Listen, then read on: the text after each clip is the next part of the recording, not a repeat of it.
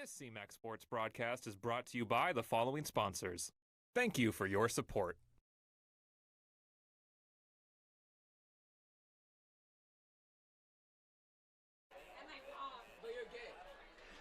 From Sunnyside Stadium in southeast Fresno, welcome to high school football on CMAC. Tonight, the Edison High School Tigers play host to the Drillers of Bakersfield High. And Fred Clark, Dan Taylor with you once again. And Fred, what can we expect tonight? Well, one thing, the Drillers are coming to town. They've got a strong running game. The Tigers have been totally unable to stop the run in the first 4 games of the season, except, well, the win against El Diamante. Bakersfield's going to run the ball until the Tigers stop them, and that's going to be Edison's big challenge tonight. They know what's coming, and they've been working all week to try and stop it. We'll see if they can be successful or not. Well, out on midfield, the captains are meeting. We'll have the coin toss momentarily. These two teams both really trying to get their footing in preparation for league play, which is right on the horizon. Yeah, it starts next week, and 10 years ago, this would have been the premier game in high school football in the Valley. The Drillers have won more Valley championships than anyone else, and Edison's always been a power. Both teams have slipped significantly the last few years. Edison with a terrific quarterback who is their touchdown maker. Bakersfield High with an outstanding tailback who has already run for more than 600 yards on the season. That the young man by the name of Drahir Mackey, only a junior, but he is a load and tough to bring down, as his 5 touchdowns and over 600 yards rushing will attest. So the coin toss has taken place. It appears that Bakersfield has won it and elected to defer to the second half. Looking for the signal. So Edison High is going to go from east to west, and they will receive to get the game going. The Bakersfield High Drillers, just the opposite. And Fred, let's take a look at these records as Bakersfield comes in with a 2-2 record, and Edison 1-3. A little bit uncharacteristic for the Tigers to be still looking to get even at 500. Yeah, and the Tigers have lost badly in their 3 defeats. They were annihilated by Delano at the beginning of the season. They gave up 7 touchdowns. Lost 64-24. They didn't do much better against Central Valley Christian. And then last week, they lost 35-6 to a very talented Clovis West team, but they've never really been in the game. Their only win was against El Diamante, who has yet to taste a victory. In Bakersfield, they started out against a decent Rigetti team, winning on the coast 14-13, but they were really handled by Frontier, who's a darn good team, and then lost couple of weeks ago to Division IV Shafter. Shafter's a good team, but a few years ago they weren't in the same breath as the Drillers were. And Bakersfield came back 2 weeks ago, beat Stockdale 28-27, and they're hoping to use that as a springboard when league starts next week. But both teams really do need a victory tonight to help jumpstart it for the coming season.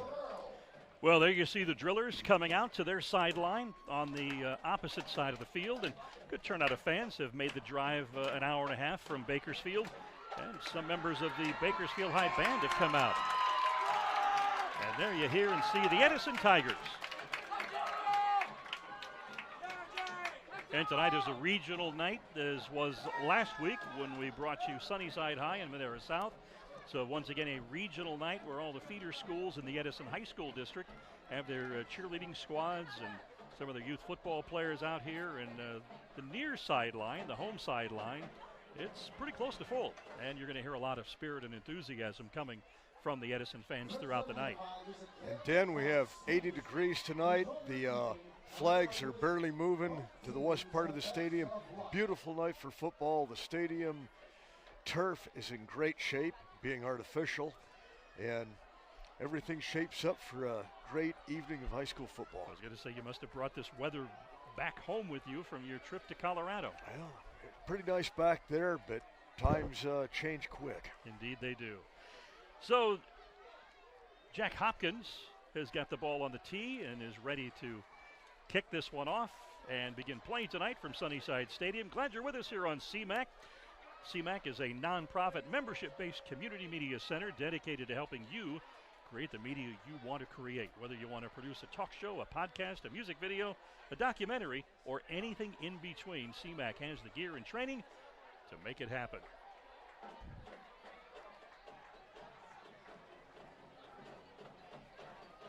Edison has DeJure Malone, number 3, one of the 2 deep men. And it appears as though Ray Brown is the other deep man. I'm not sure if that's true. It might be Tyrese Sams. It is Tyrese Sams. Waiting for the official. And who are our officials tonight, Fred? The referee is Scott Hammock. The umpire is Rennell Matthews. The head linesman is Carl Workentine. Line judge is Pat Atkins. The back judge is Eric Yepez. And we are underway. A short kick.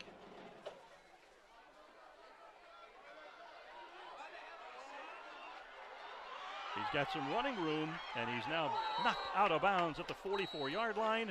And we have got a penalty flag thrown on the hit. Could be an unsportsmanlike conduct penalty. We will wait to see. I expect that's what we're going to see. It was a clean hit, but it came right on the line when he was going out of bounds. Not a good way for the Drillers to get started. Leonard Payton, the man who hauled that one in and went backward about 15 yards trying to see if he could find a lane, and was able to get it out to about the 44-yard line. And they're going to tack 15 onto that, and it was, as you said, a late hit. So the Tigers will begin this game inside of Bakersfield High territory. Football placed at the Bakersfield 40-yard line. And Phoenix Lawrence, wearing number 16, the quarterback. Nice throwing arm, very impressive young man. 5 touchdowns on the season, and right out of the shooter running play. Tigers take that football down to the 24-yard line. That was James Rose following in his blocks. Good initial play for the Tigers. And I cannot stress enough, the Tigers need to jump on the Drillers early and get on the scoreboard. They have been very unsuccessful playing from behind this year. 15-yard run down to the 25-yard line. Lawrence checking his receivers, 3 of them at the top of your screen. Bakersfield showing blitz, and they were unable to hold up. And the linebacker, Garnett Colborn, jumps off sides. And just like that, 5 more yards, and the Tigers are at the 20-yard line of the Drillers.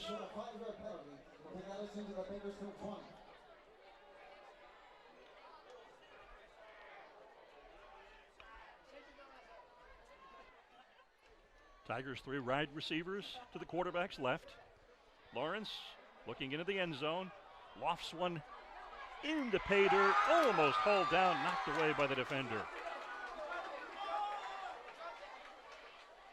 Yeah, looked like Malone had a good opportunity to bring that down, knocked away just at the last second. And Dan, one thing we're talking about before we came on is Edison does not have much size. You look at their offensive line, and it's not a normal-sized offensive line. The Drillers do have the advantage, and usually you see big offensive lines even at this level, and Tigers don't have a lot of size down there. 2nd down and 5. Ball rests at the 20-yard line. Phoenix Lawrence calling out the signals.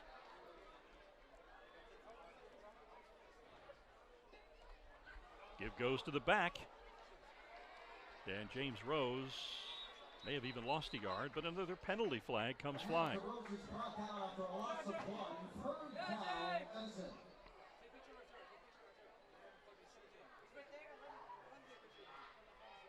It was in the area where generally we have holding, but the Drillers are walking backwards. Face mask. A face mask, and that could put it down to what, the 5-yard line?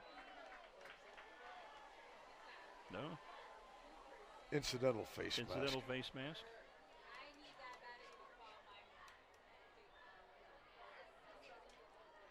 So the ball will be placed at the 17-yard line. Still 3rd down.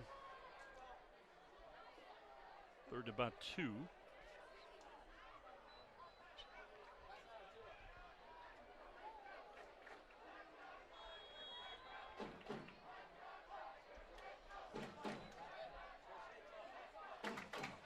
Goes to Rose. Bottled up at the line of scrimmage. Fred may have picked up a yard. Well, going to be close. Well, he's still a yard shy. Now on that face mask, it may have they may have saved it down because we have still have third down and a long yard. Indeed. 3rd and 1 for the Tigers. They've got to get the ball to the 15-yard line. Drillers showing blitz, the linebackers bluffing. And a timeout taken by the Bakersfield coaching staff.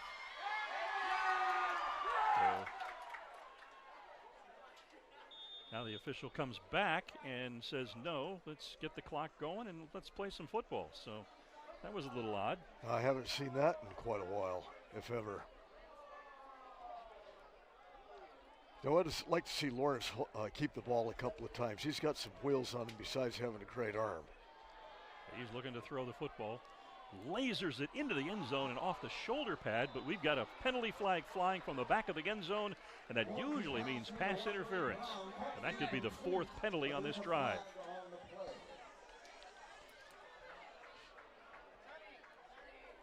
This is uncharacteristic of those old driller teams. You wouldn't see this much yellow cloth on the ground. They were always a remarkably disciplined team.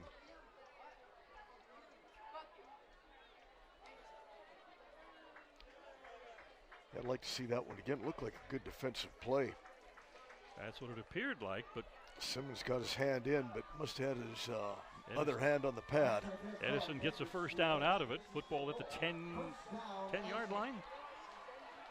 So it's 1st and goal from the 10 for the Tigers. It's kind of hard to tell with the soccer penalty area. Thanks for helping me out there. It is difficult with all those lines. Give goes to Rose. He's got a hole. He's over the 15 to about over the 10 to about the 8. Before the backers bottle him up. It looked like Rose just about broke it. Drillers wrapped him up just in time. Yeah, that penalty area has got me confused. The ball right just outside the 5-yard line.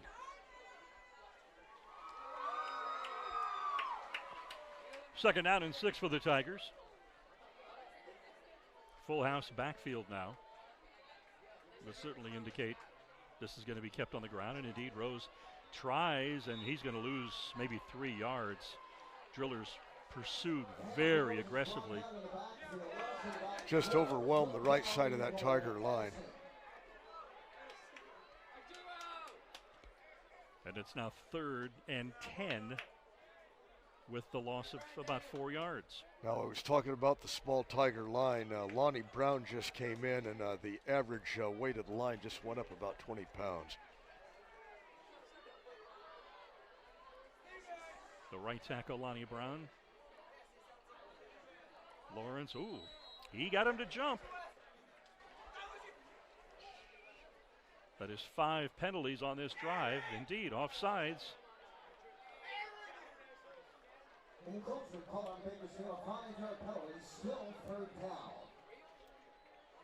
So instead of 3rd and 10, brings up 3rd and 5 for the Tigers. And you see Phoenix Lawrence looking to his offensive coordinator for the play call. Tigers with 3 receivers at the top of your screen.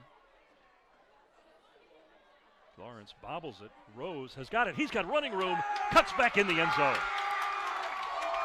Well, that was initially stopped. Rose just made a nice cut, went back inside.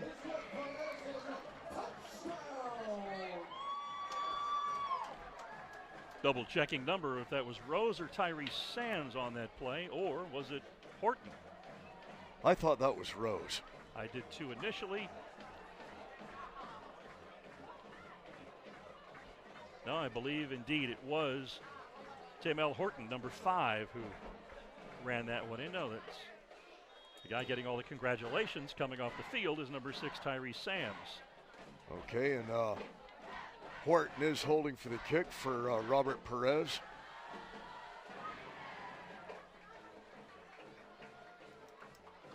No, they take it back. It's actually number 3, Dejour Malone.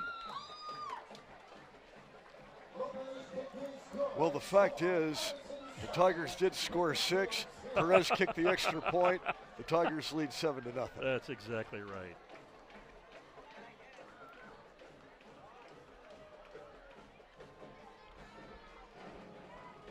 Tigers scoring first, going up 7-0 with the PAT.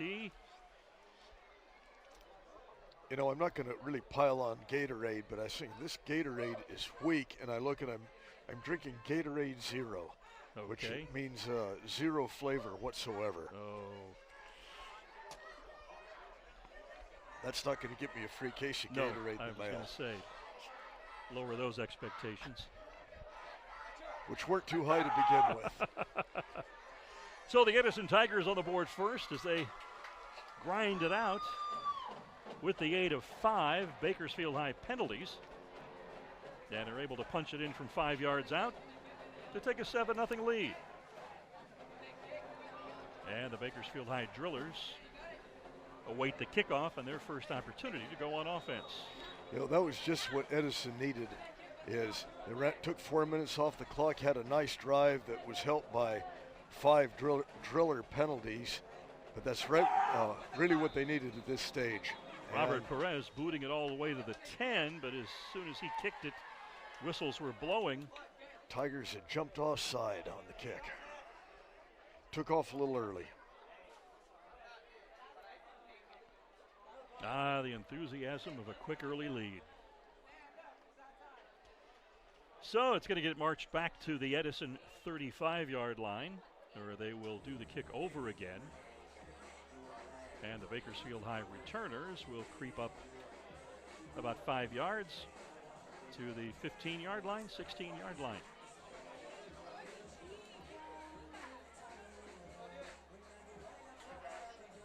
Edison's kicker, Perez, was questionable for tonight's game. He had some lingering back concerns during the week.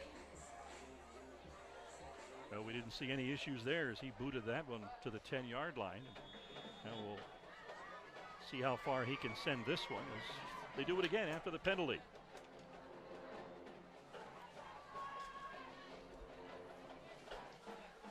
A line drive fielded at the 17.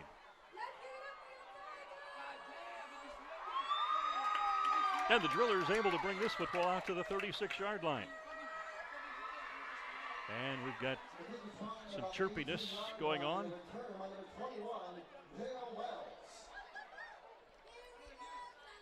All kinds of nice things get said in the pile-ups on a return. So the Bakersfield High offense coming onto the field for their first plays of the night. And the player to watch, number 8, Rahir Mackey. Young man has rushed for 618 yards thus far on the season in just 4 games. Had a 242 night game against Stockdale. And he is in motion, and they go to... That's Bryson Abbott, and he takes that for about a 23-yard gain. Indeed, Bryson Abbott, very impressive. Abbott is their big guy in the backfield, rushed for over 600 yards. Mackey, the guy who opens holes for him from that fullback spot. But Abbott, he talked before the game to Mike Stamps, the Edison High head coach, who was certainly very complimentary about Bryson Abbott. Said that they had an excellent back last year who is off playing college ball, I believe, at Washington. But they will keep the ball on the ground, and Abbott's the guy who's going to get the turns. Here is Mackey with the carry, and he breaks this one. He is in the clear. Now he's wrestled down at the 10-yard line. He's not going to be tackled high. Not at all. I hear Mackey, a load coming out of the backfield. Very tough to bring down. And just like that, the Drillers are at the 10-yard line. 1st and goal. Yeah, that's a thunder and lightning combination.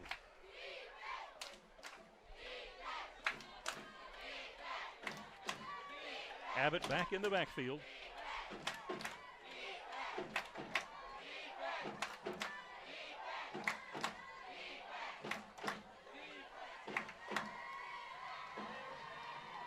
He gets the handoff and gets down to about the 7-yard line.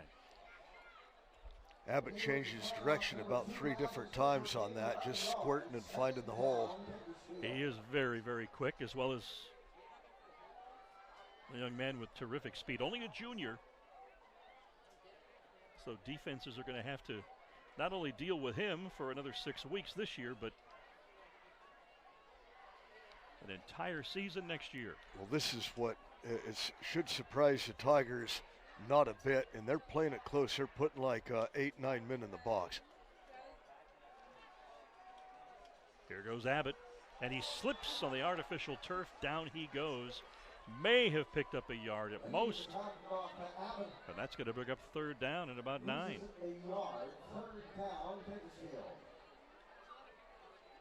A big break there for Edison. Yeah, we didn't know if he was going to cut back in and make something happen, and now Mackey's coming back in. They had lined Julian Greco up at kind of a wing back and put him in motion to set him up as an additional blocker back of the left guard. But he will come out, and Mackey will just line up in that wing position.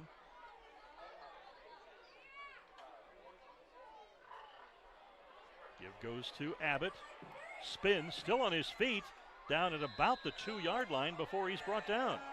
And he made something happen. He was getting caught for a loss. He was able to squirm out of it and make positive yardage, and the Drillers are not going to be sending in a kicking team. Not at all.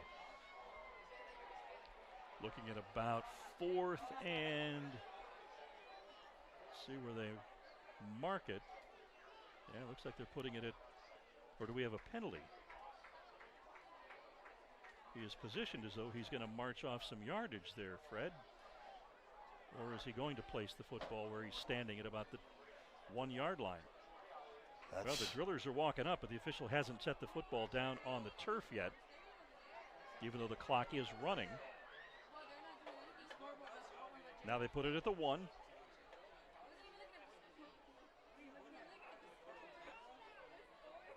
Give goes to Abbott.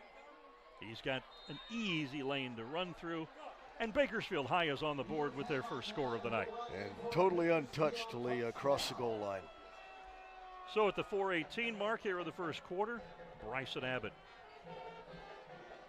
goes over from a yard out, and we're tied. So it's 7-6 Edison, I should say. Bakersfield about to attempt the PAT and try to tie this one, as Jack Hodkins is on to do the kicking.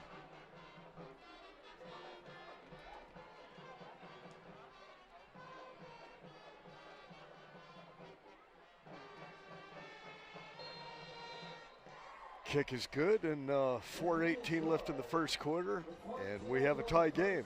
Indeed. And over at Ratcliffe Stadium, before I'm sure dozens of people, Fresno High is threatening to have a competitive game as they lead Hoover early on 20-7, which is more points than they've gotten all season. And of course, we will see Fresno High next week on Thursday night. That's our next CMAC game. North Yosemite League action featuring Madera South and the Fresno High Warriors, who off to a big start against the Hoover Patriots. Madera South still looking for their first win. They trail Sanger West 7-0 now out in Sanger early on, and any significant scores, we'll pass them along to you. Taft leads unbeaten Shafter 6-0 early on, and Taft is a tough place to play in, and they have quite a rivalry with the Generals.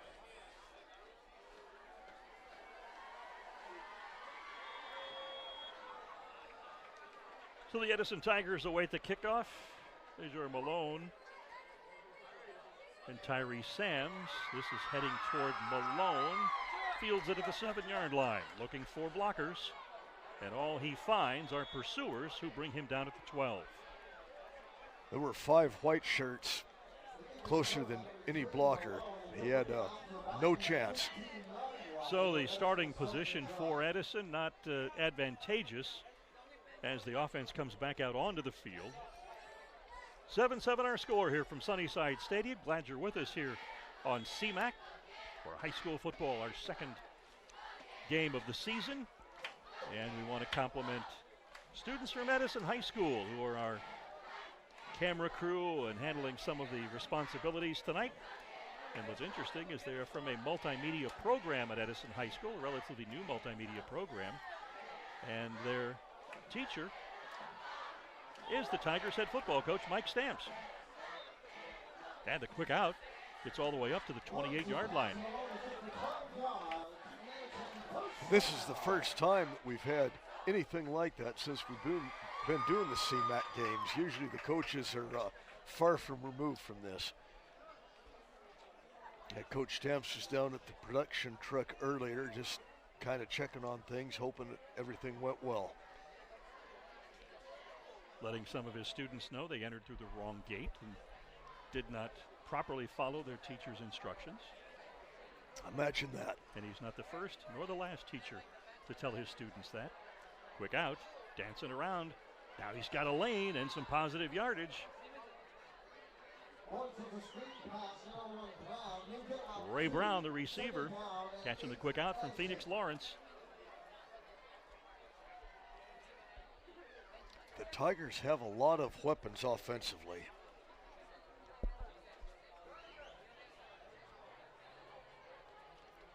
Just a matter of getting Lawrence time and keeping the drillers a little bit off balance. 2nd down and 8 now for Edison.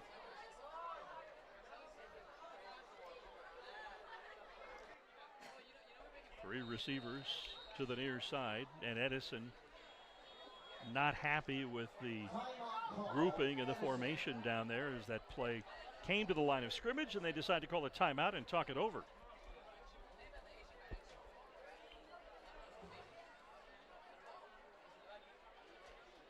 With this, you know, we're going to take this opportunity. I don't know how many of you were aware of this out there. Don Arax, the longtime football coach at Bullard High School, he was in his 23rd season, and he was released from his coaching obligations yesterday. So he had been the longest tenured coach currently in the entire area since Chuck Shadan had stepped down at Sanger a few years ago. And it will be unusual doing a Bullard game without Coach Arax on the sidelines. And I, for one, will miss him immensely, the passion and the fire that he brought to the game. Did a terrific job at Bullard High.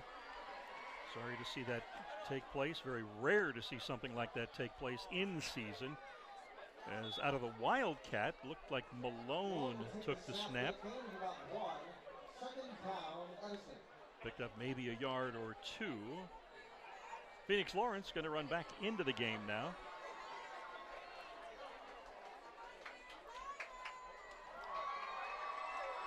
Sometimes I question a timeout when it's used, and then the play that's called after it doesn't look like it and had a heck of a lot of thought behind it. That was an example. Scoreboard clock closing in on 2 minutes left in the first quarter of play. 7-7 our score here. Sunnyside Stadium, Edison High with the football. Bakersfield High on defense. Quick out. Oh, that dangerous pass. There seemed to be some major confusion among the Edison receivers who were in the area.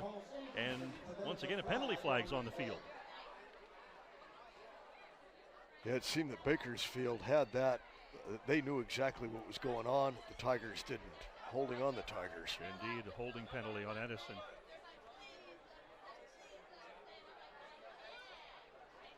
So that's going to bring up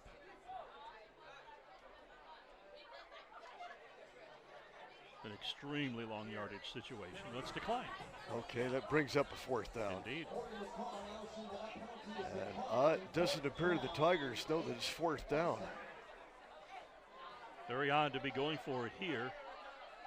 A 4th and 6 from their own 33. I'm sure. Are they aware it's 4th down? Offensive coordinator signaling in the play call. And the pass is incomplete, and Bakersfield High, with a tremendous opportunity, is going to take over the football at the Edison 33-yard line. I'm speechless. You know, I do know of high school teams across the country that never punt. Edison's not one of those. Well, I don't recall seeing any punting go on in any of the pregame drills, so I don't know how to respond to that. It's a very strange situation. Well, maybe at halftime we'll be able to come up with an answer. But these last two plays really seemed as though Edison's receivers are not on the same page with the quarterback. Totally. So a lot of confusion on the third down play, and if Lawrence was throwing to where a receiver was anticipated to be, well, there was no receiver anywhere near there, so somebody may have run a wrong route. Here we go again. Bakersfield going to Bryson Abbott, and just like that, they're now in second down and about 2 yards after Abbott picks up 8 yards. Offensive coordinator's dream, 2nd and 2.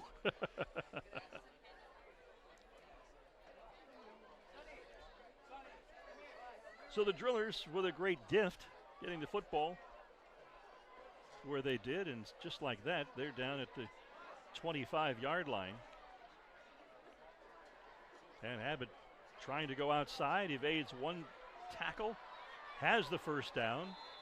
Penalty flag sails through the air. Might indicate a face mask. Now we have 2 more penalty flags, so clearly there's some chirping going on down there.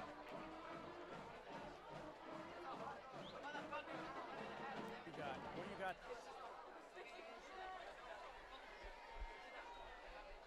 Bakersfield players and coaches quickly yanked one of their young men out of this scrum. We might have offsetting on these late penalties. Austin, the player, sent over to the bench as the officials, you see, talking this one over.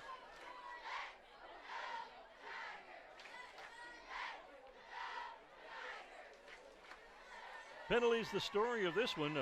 5 penalties on the opening drive of the night helped Edison to their first touchdown. And now the Bakersfield Drillers, who on their first possession of the night managed to tie the score, appear as though they may be the beneficiary of a big penalty. Let's see what the call is. We got a hold on White, right? Here.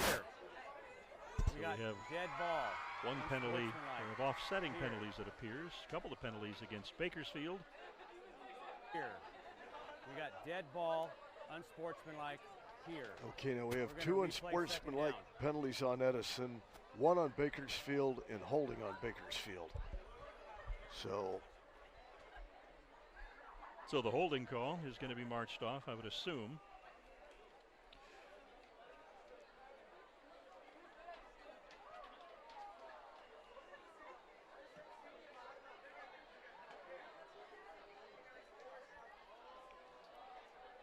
Fun night here at Sunnyside Stadium.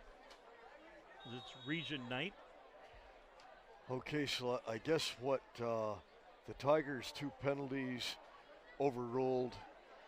No, the Tigers, I think, had 3 penalties. Bakersfield has 2.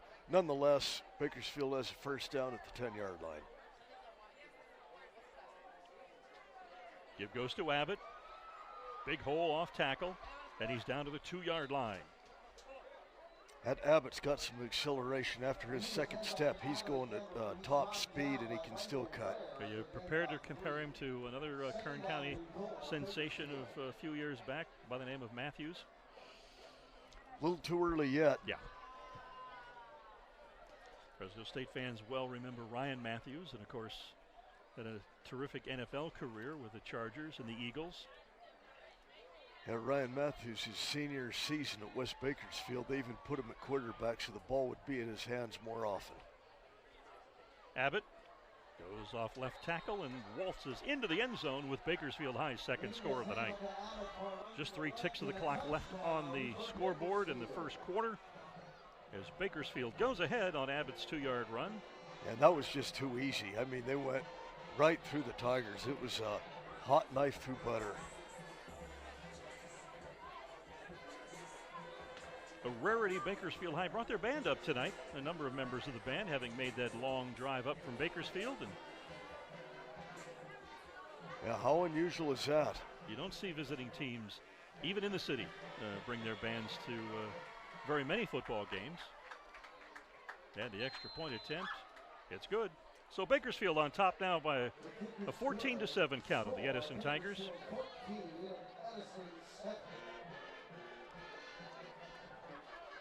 A lot of bouncing around over there on the Driller sidelines. On the Tigers sidelines, there's a bit of despair as they're walking out for the kickoff. I don't like that body language.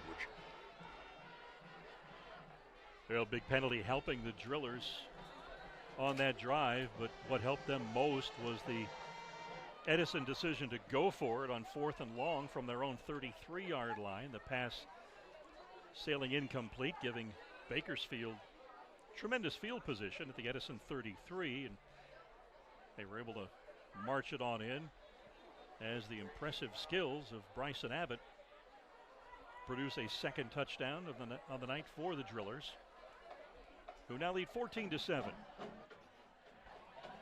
Jack Hopkins to kick this one off. Sams and Malone deep await the kickoff. It's going to go to Sams at the 15.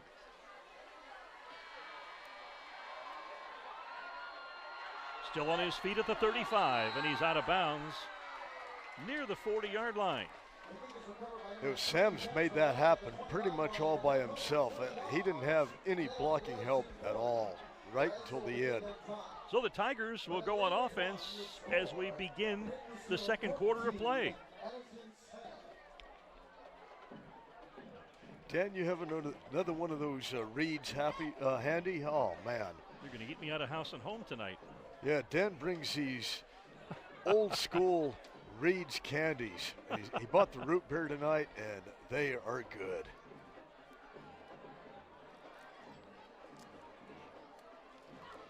So Edison going on offense for the third time tonight. Their first opportunity produced a touchdown.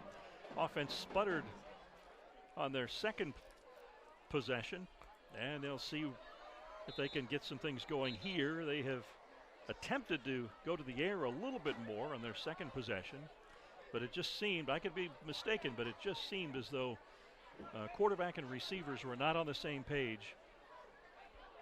They've had some time on the sideline to discuss that and try to work things out. And Phoenix Lawrence, a very talented young quarterback for the Tigers, comes out on the field as they will start their third possession of the night from their own 40-yard line.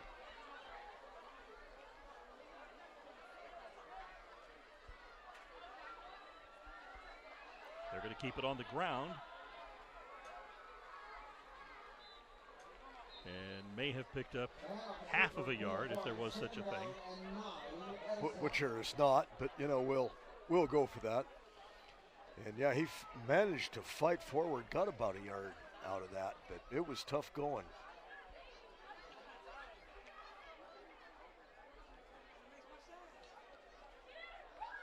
Tiger defenders down in front of us gathered around a sizable video monitor as they're able to take a look at the last Bakersfield series and dissect changes that they need to make. As we've got officials. Drillers jumped offside. Indeed. So Edison picks up 5 yards. And are grateful for all the help they get from the Bakersfield High Drillers. And picking up additional yardage. So second down and 3 now.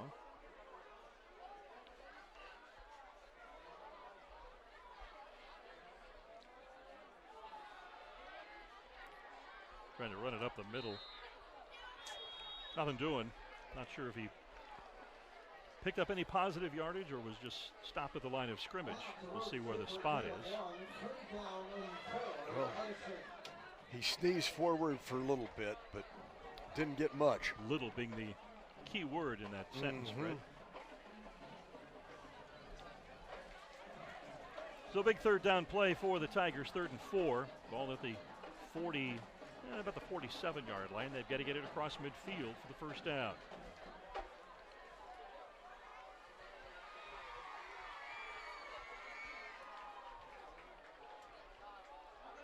Lawrence looks to the sideline as his offensive coordinator signaling in a change of play. Pass is tipped, and the receiver unable to adjust and come back on the ball as it lands incomplete. It's going to bring another 4th down, and it appears that the Tigers do not have a punter. That's all I can assume because I did not see one in pregame at all. So big Lonnie Brown, the right tackle, comes back in.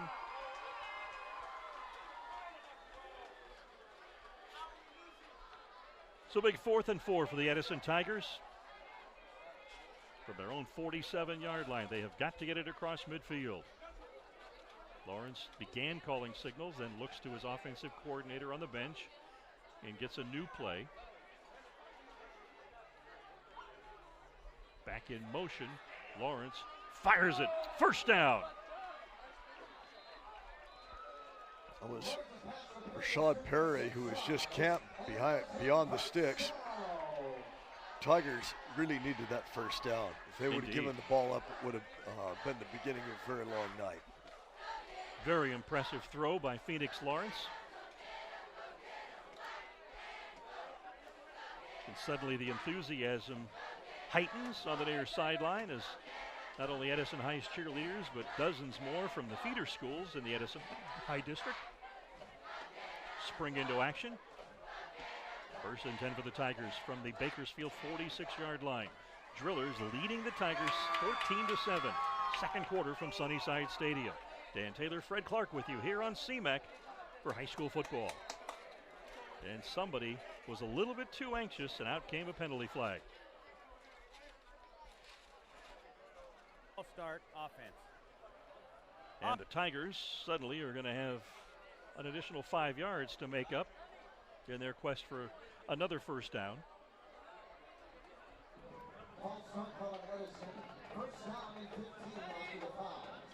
The ball placed just shy of Edison's 49-yard line.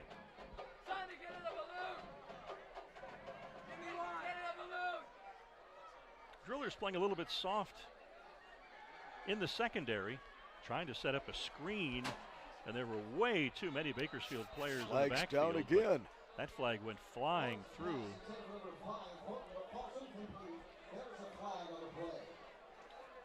I'm curious what that call might have been.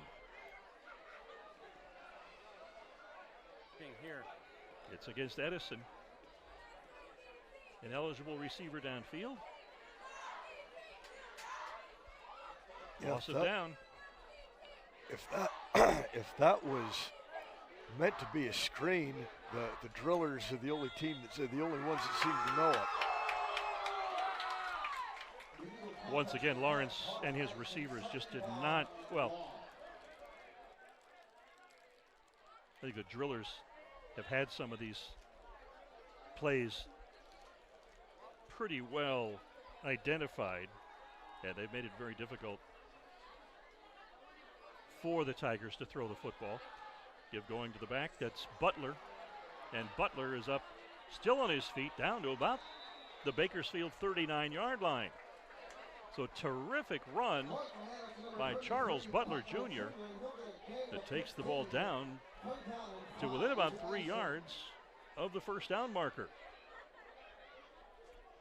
He squared up and got a little bit of momentum, and the Drillers' tackling was a little sloppy. Ball placed at the Bakersfield 39-yard line. Brings up 2nd down and about 3, maybe 4.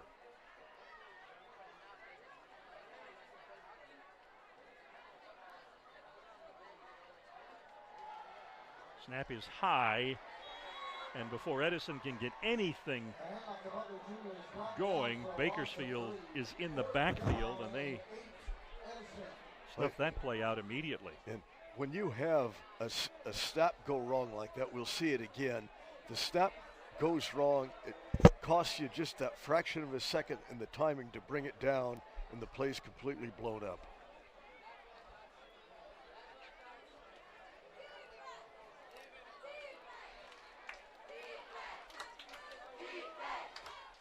So 4th down for the Tigers, who have got to get this football down to the 35-yard line.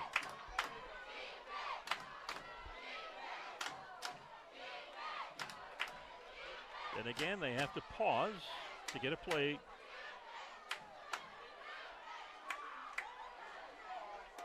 Lawrence trying to go with a quick out, throwing it to Horton, but the Bakersfield drillers are all over that. Yeah, you had 5 drillers right in the area of the tackle, and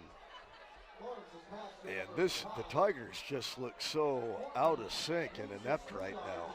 Rashawn Sheehy is the head coach for Bakersfield High. If the name rings a bell, yes. Played for the Kansas City Chiefs for a time, and prior to that, a standout at Bakersfield High and at the University of Washington. Terrific running back in his day. And it's fairly evident that they've done some extensive film study and have a pretty good idea of the different formations Edison goes into, or motion that they use, and what's going to come as a result. Because there have been several plays tonight that the play hasn't even been able to get organized, and the Bakersfield defense is all over it. Yeah. And the Tigers with a big rush on the quarterback Iniguez, and they sack him for a big loss, maybe about an 8-yard loss on that play. So Iniguez goes down. Yeah, that was Nick Ball. Nobody touched him, and he wasn't letting them get away. Best defensive play of the night for the Tigers. That puts the ball back to the between the 35 and 36-yard line of the Drillers, as they've got some personnel changes. Edison as well. A couple of changes in their secondary. And that brings up about a 2nd down and 19 for the Drillers. Bryson Abbott. Oh boy. To the far side. Flung down at about the 40 by a Tiger linebacker. Tigers did a good job on lateral pursuit, keeping Abbott from letting that one get out of hand. Quickness he has, and the way he was able to initially break that and bounce to the outside gave you the idea that he was maybe one defender away from popping a long one.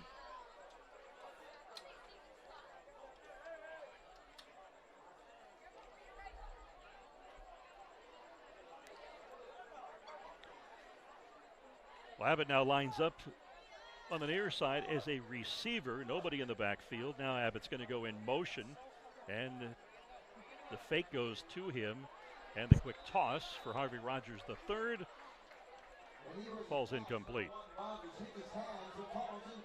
Look, CMAC offers training for people at every experience level, from beginner to advanced. We offer you the ability to produce your own videos, TV programs by using the CMAC studio or field equipment. Membership is available, individual and organizational. Go to their website, cmac.tv, for more information. Well, the Drillers are going to do something we haven't seen by either team tonight. They're going to punt the football. Comes to the near side, going to bounce at the 37 and bounce back, hits a Bakersfield player, and rolls dead at the Edison 32-yard line. That punt was kind of a screwball. It went backward, then went forward. How often do you see that? Not very. You know, this last reads you gave me, it looks like, because of the magic of preservatives and colors, that it's probably about as old as the ones I used to eat back in the 60s. I don't think so. Don't blame that on me. Still tastes the same. So the Edison Tigers back on offense. 1st and 10 from their own 31-yard line. Phoenix Lawrence, their quarterback, wearing number 16 on that black jersey. We've seen a terrific throwing arm of the young man. Tigers just have not been able to get their passing game going tonight. The blitz coming from the far side. Lawrence evades it. He's got some room. Off to the races he goes. He's got 5, now about 8-9 yards. He's up close to the first down marker. We'll see if he was able to get it. Horton was trying to run some interference for him, and he kind of got in his way. So credit Lawrence with a run of 8 yards. That brings up 2nd down and 2. Nose of the football. Rests on the Edison 40-yard line. I'd like to see Lawrence do a little bit more of that. Absolutely. This time 3 receivers come to the near side. 1 to the top of your screen. And the way he's holding up his arms looks as though he may be a bit confused on the play call. Lawrence flings it. It's caught. Shirks a defender. Gets the first down. They say he is out of bounds at the 46-yard line. So Lawrence throwing a bullet on the run, a little high, but his receiver was able to bring it in very impressively. And Edison picks up a key first down. Rashad Perry on the reception. Perry a little frustrated himself for stepping out of bounds. He was trying to toe the line here. We'll see it again quickly, see where he did step out. Right there where we didn't see it. Lawrence under pressure as the blitz comes and bounces it at the feet of Perry. Incomplete. Nothing he could do on that. Boy, And we've got penalty flags flying, and that could be an unsportsmanlike conduct penalty, as there has certainly been a lot more yapping and chippiness going on between these two teams. Yep. It's going to cost the Tigers 15, which he can ill afford.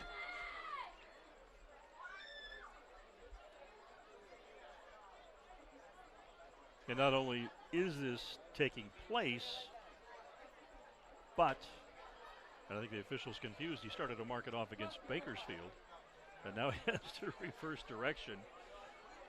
So instead of being at the 46-yard line, they're going to be down around the 26.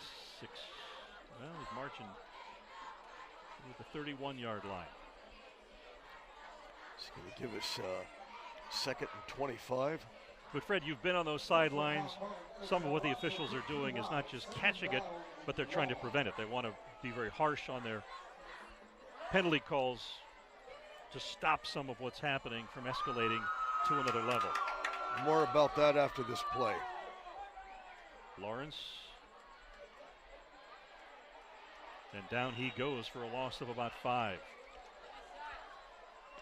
Bakersfield is blitzing those outside linebackers very effectively. They're really coming on and putting a lot of pressure on Lawrence. And the Tigers have got no answer for that at all. Nothing that's worked.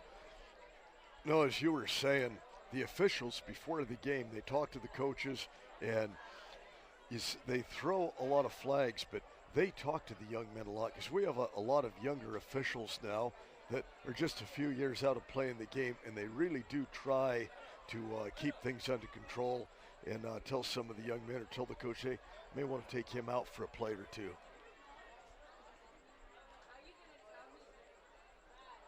Third down and 20 for the Tigers. Lawrence just over the hands, and they're going to get a pass interference call on that. So trying for Horton, but it appears that Denham Simmons may well have drawn a pass interference penalty. Yeah, Simmons is really upset about that.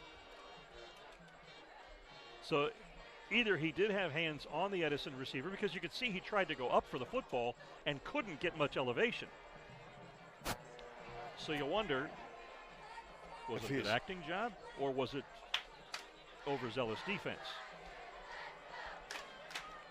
And without a good slow motion replay, kind of hard for us to speculate. Well, we can speculate all we want. Still third down. It's not a first down situation. Exactly. They've got to get across midfield and down to the 44-yard line for a first down. Sometimes that's the mark of a very, very smart quarterback. The ability to see a defender all over your receiver, throw it in that area, and be able to get a pass interference penalty call. If you get the call without throwing a pick. Well, that's true.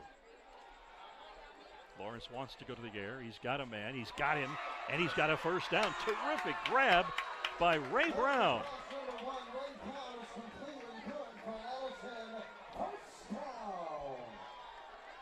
When the Tigers had a second and 30, it was looking a little bit bleak. Just under 4 minutes to go in this quick-moving first half. 14-7 Bakersfield. Edison marching upfield. They are now at the 43-yard line of the Drillers. Phoenix Lawrence with some very impressive flinging of the football. The Edison quarterback has put his team in Bakersfield territory.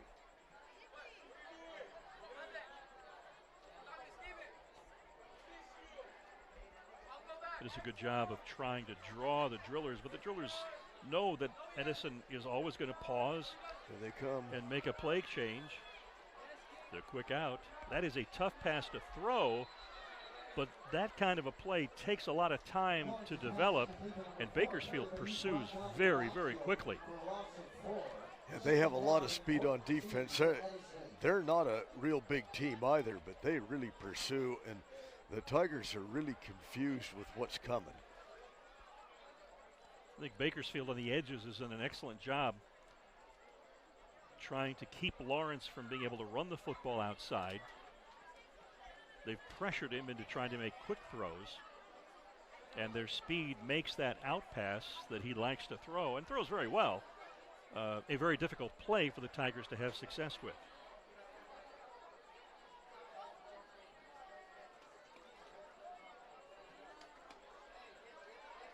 Second down and 14 for Edison.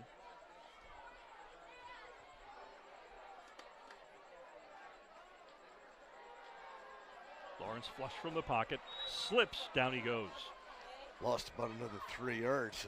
The Bakersfield, I'm going to say front four, pretty much front 8, is just overwhelming the Tigers' offensive line.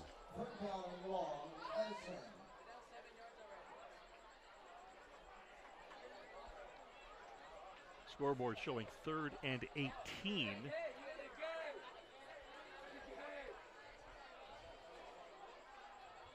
Tigers have to get the football down to the 33-yard line for a first down.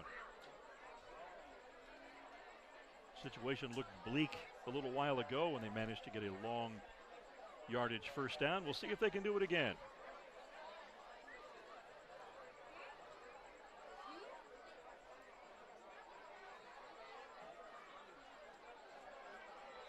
And the Drillers are pointing to Edison's right tackle. Well, Edison had 3 guys 15-yard downfield before the ball was snapped. Exactly.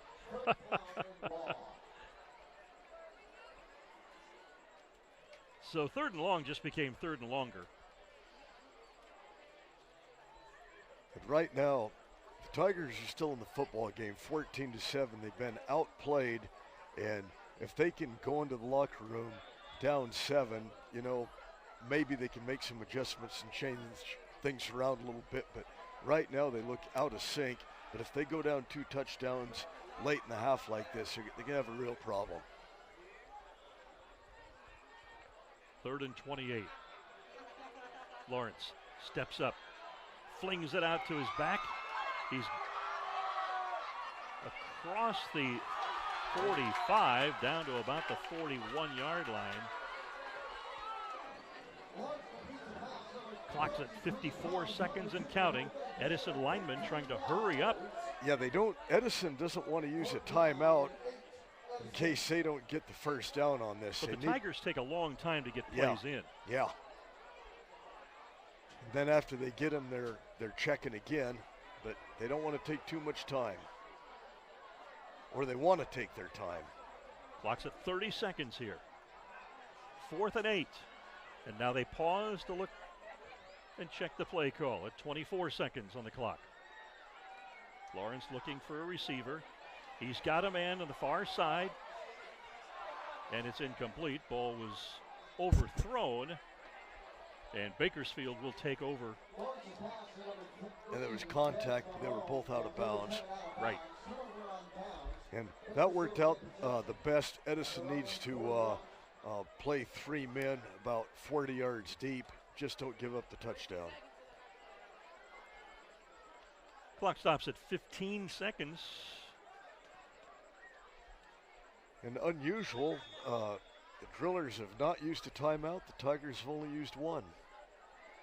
Well, the Drillers were initially signaled for a timeout, and then the officials quickly in the first quarter called it off, which is something we've not seen.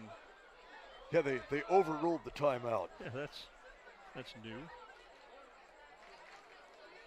15 seconds left. Drillers with the football. Abbott, he's got room to run, picks up about 4 yards.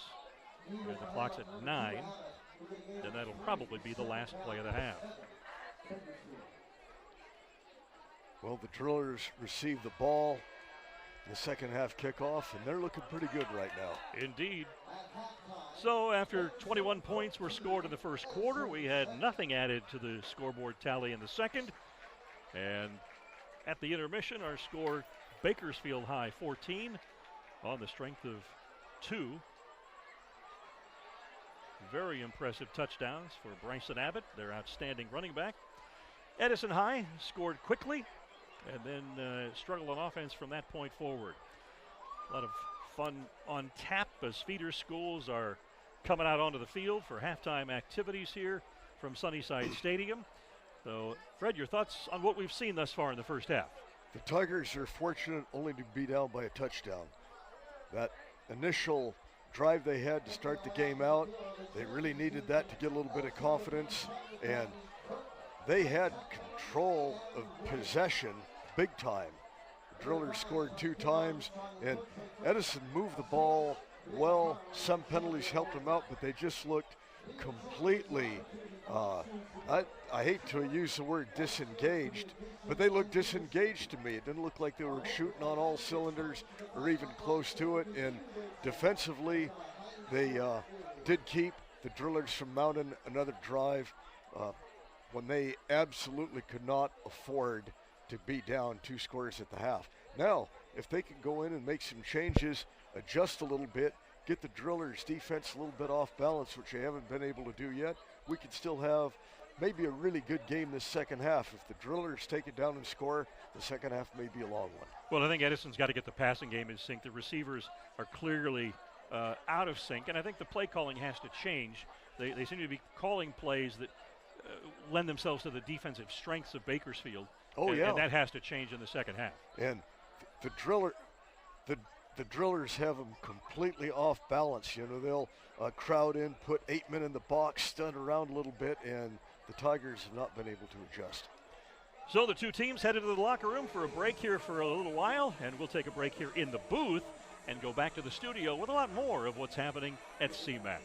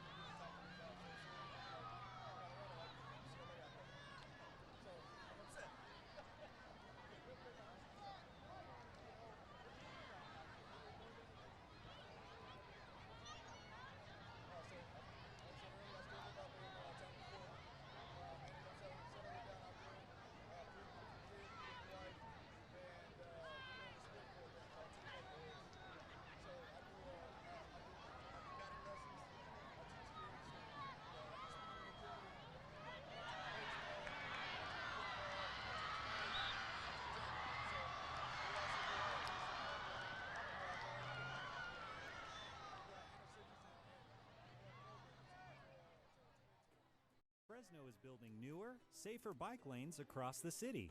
These protected cycle tracks provide a physical barrier between the bike lane and motor vehicle traffic, creating a safer cycling zone.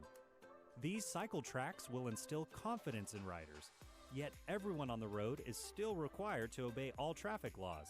Cyclists should still ride responsibly and exercise caution when riding in the protected lanes. For motorists, this means that the roads you've been driving on may be changing. Be on the lookout for new parking, driveway, and intersection changes. For residents and tenants on these changing roads, be aware that mail, trash, and parking locations may move as well. Fresno is excited to provide diverse transportation options to our residents. Sharing the road is easy. Learn more at fresno.gov/BPAC. What if I told you there was one word commonly used to dehumanize Native American women, and that Webster's dictionary defines this word as offensive and outdated? What if I told you an entire town was named after this word? That word is squaw. My name is Roman Raintree, and I'm a member of the Dunlap Band of Mono Indians and Choinumni people. My mother, Gina Charlie, is my inspiration for working to rename our community. When we use language that degrades and dehumanizes people, it sends the message that their lives are not worth protecting.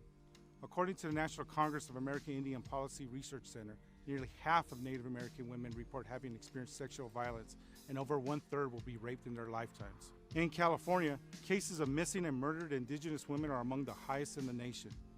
Our towns and landmarks should be named after things and people we honor and celebrate. The routine use of an offensive slur is contrary to our shared values. Please join us and amplify our call to respect our community and end the use of this derogatory term for geographic naming. To learn more, visit the website below. Thank you.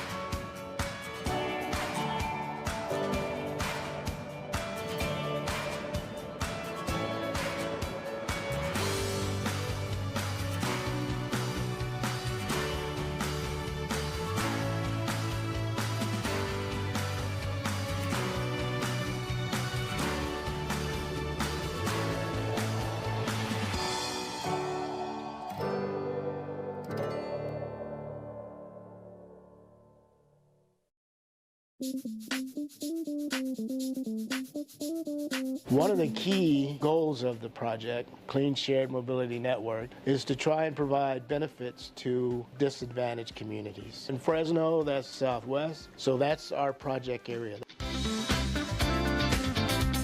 We have a network of charging stations that we're installing throughout the disadvantaged communities. To date, so far, most of them have gone into Fresno Housing Authority sites, and we still are evaluating other sites, and we're getting recommendations and suggestions on where to site future charging stations. There's the car sharing. That program, it allows people, it's based on an app, and it allows people to basically rent a car for short periods of time. And those are typically people that don't even have a car. They're all electric, so that helps with the environment. The bike sharing works in a similar fashion where you have an app and you can rent the bikes. The battery here is swappable. It allows us to station the bikes anywhere. The bike, as well as all of the equipment, is GPS and geocoded, so we know where the bikes are at. We're going to stagger the deployment. We're not putting all 200 bikes out at once, especially in the beginning. Then we have an electric medical van that are ADA compliant, and so they can transport to medical facilities. It's a 5-year project. The step that we're at now is deploying the vehicles. We plan on doing that this fall. So once we've deployed the vehicles, then we go through a process of dynamic review. So we'll see where they're being used and not used so that we can relocate the vehicles where they're most efficient. What's really unique is how we've combined car sharing, bike sharing, van pool, all into one program. That's pretty much what's unique about our project.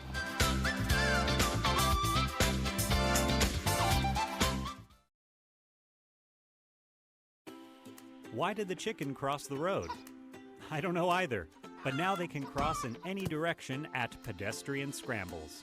Pedestrian scrambles are intersections that allow pedestrians to cross in every direction, including diagonally. These intersections make this possible by having an exclusive pedestrian phase in the traffic lights. To use a scramble as a pedestrian, press the walk button when you arrive at an intersection and wait for the current green light cycle to complete. When the walk signal lights up, cross in any direction of the intersection.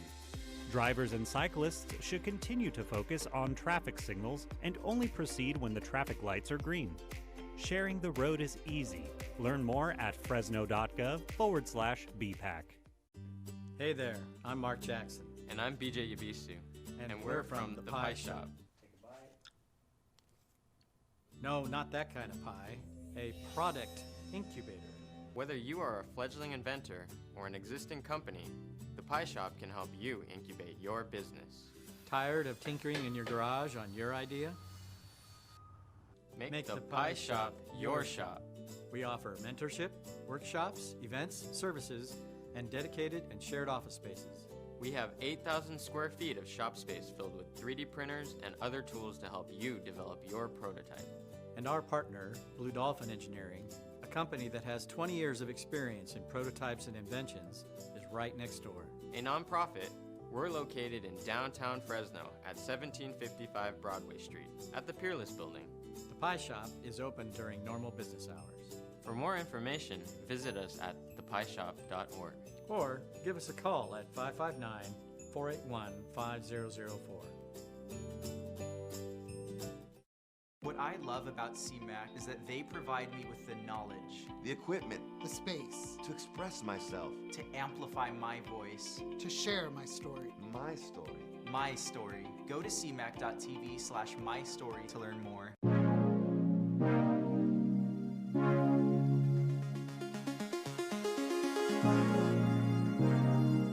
In Southwest Fresno, it's just been this barren land forever, and trees are a representation that not only life is becoming involved into that particular area, but that there's a sense of care for people in that area.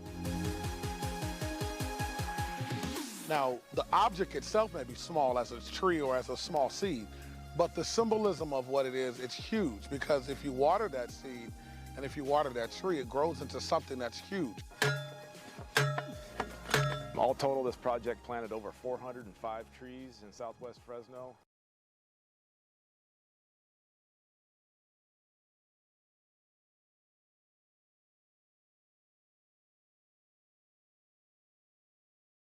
Stadium as the Bakersfield Drillers sit on a 14-7 lead. Fred Beck from signing autographs, working his way through the student section. And your thoughts on what has to be changed to make this a little bit stronger showing by the Tiger offense in the second half? Well, I do have a cramped left hand. but you're right-handed. I don't know how that happened. The Tigers was down by their locker room, and I was not really encouraged by any changes being made. So we'll have to see it. The non-punt, which led to the Drillers' touchdown, is still a mystery to me. It was like, okay, it was just, I haven't seen anything like that in quite a while. I'm kind of speechless. The Tigers just look like they're out of sync, that they're not organized, and the Drillers seem to know what the Tigers are doing more than the Tigers know what they're doing. Phoenix Lawrence, the Tigers quarterback, was out on the field during during the halftime and doing a lot of throwing. Of course, it was with a JV quarterback and not his receivers, who seemed to kind of be a little out of sync with him. So we'll see what they do. Certainly they know what they've got to do to try and perform better on offense. They were certainly aided by penalties, but Tigers have got some talent, and it's just a matter of everybody being on the same page and trying to move the football a little bit better in the second half than what we saw from the offense in the first half. Yes, when you see this team practice, I mean, Lawrence is a very talented quarterback, but his skills are not really being on display because of the somewhat, I'm got to call it disorganization, because he's got some wheels on him. He can make plays, but he's not in a position where he can make a heck of a lot of them. And he's got talented receivers. He just hasn't been able to get the ball to him with all of the pressure the Drillers have been putting on him. One of the things that struck me, and I don't want to second guess the coaching staff, they work long, they work hard, but one of the things that you will notice about the Tigers on offense is they will get everybody in position. Lawrence will start barking out the calls. He's barking a hard count, trying to draw Bakersfield, but Bakersfield knows that he's going to pause and look again over to the sideline for a play call. So the defense can sit and wait and not be drawn off by his hard count. And sometimes you need to mix it up. Go quick one time, maybe go a little later the next time, but really mix up your counts, mix up the offense's start of a play, and they're not doing any of that. They're very, very predictable in terms of the count. Exactly. And, a few go up, get them off balance, few quick counts, boom. And that will put the Drillers off balance a little bit. The Tigers have just not adjusted to much of anything now. Well, Edison kicks off, and the second half of football is underway. As Harvey Rogers the third, and he may turn this one all the way. He's across midfield. He's to the 40, to the 30. Can the Tigers catch it? They do at the 25-yard line, down to the 20-yard line. A 60-yard return by Harvey Rogers the third electrifies the Bakersfield sideline and starts this second half off in an exciting fashion from Sunnyside Stadium. Do we have that again? That was a nice kickoff return, and he made it happen. He found his hole and just exploded. And see how the drillers just come out right now. They're fired up, and the Tigers already look like they're on their heels. Guy to watch is the deep back, number 2, Bryson Abbott, one of the leading rushers in the Valley. He's rushed for more than 600 yards. He's scored twice already, and he's about to score a third time. No, he's brought down inside the 5-yard line.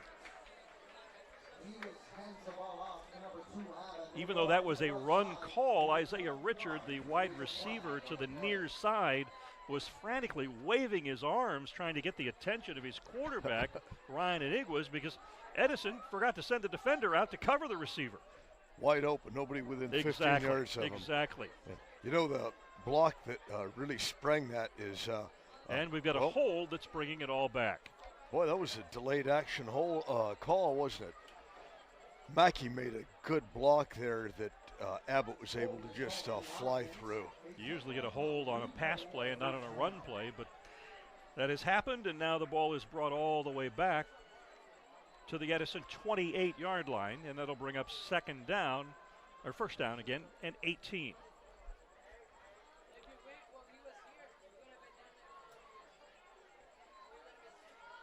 Play action. Look at him go. He's got plenty of running room. Nobody's going to get him. He's going to score easily. And indeed, touchdown, Bakersfield High. 28-yard run by the quarterback, Ryan Iniguas. And he wasn't touched. You know, it looked like he may have been stopped initially, and after that, I mean, nothing even close, and we've got to have some separation out here on the field.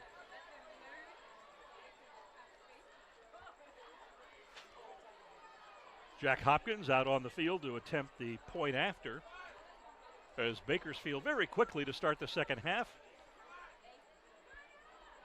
adds to their lead. Good kickoff return in 2 plays.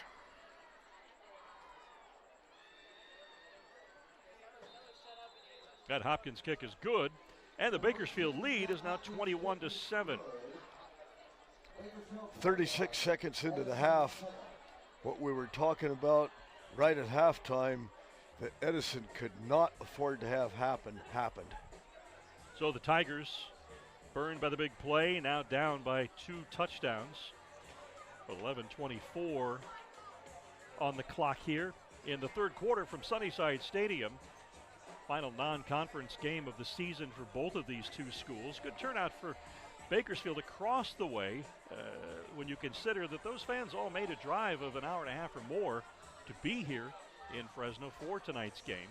On the near side, of course, it's packed as the Edison student body, parents, boosters, and then a number of students from the feeder schools are here on regional night.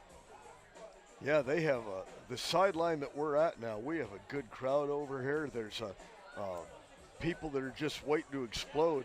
Tigers get another touchdown, get the fans into the game a little bit more. So Malone and Sams, the returners for the Tigers, as Hopkins will kick this one off.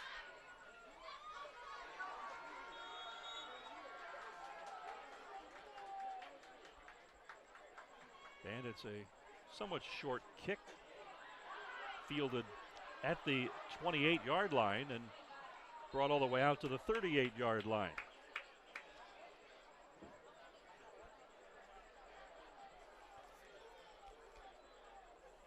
So Wendell Ware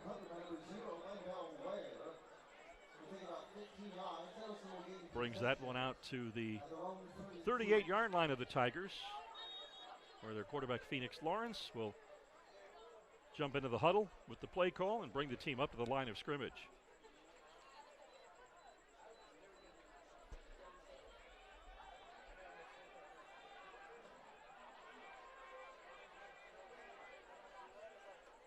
Tigers trailing 21-7. This is a very important series for them. They keep it on the ground and quickly lose 5.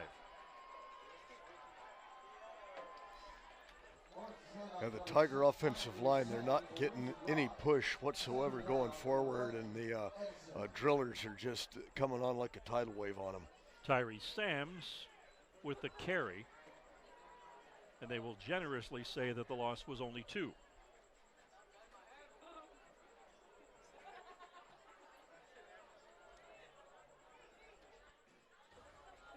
Tigers with a pair of receivers on either side.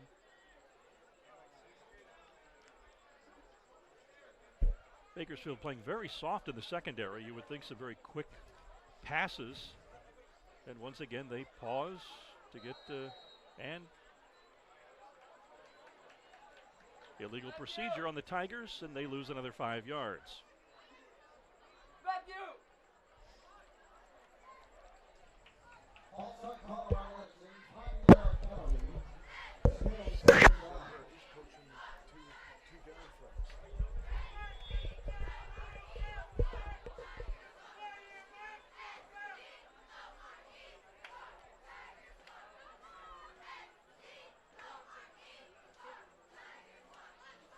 Fred, you just noticed a rarity. We've got Mike Stamps, the head coach of the Tigers, actually coaching tonight from the press box.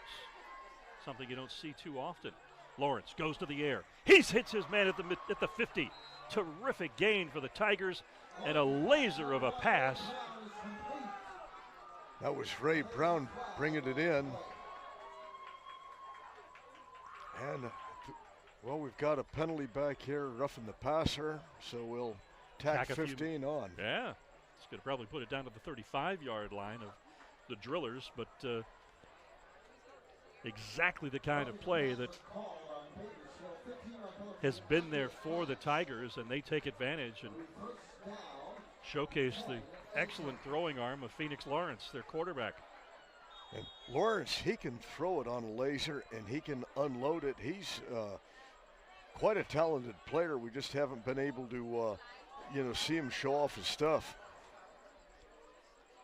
Either not enough time allowed or receivers with signals crossed, but boy, that was terrific, and Ray Brown hauled that one in for a big gain. Football at the 37-yard line, 1st and 10.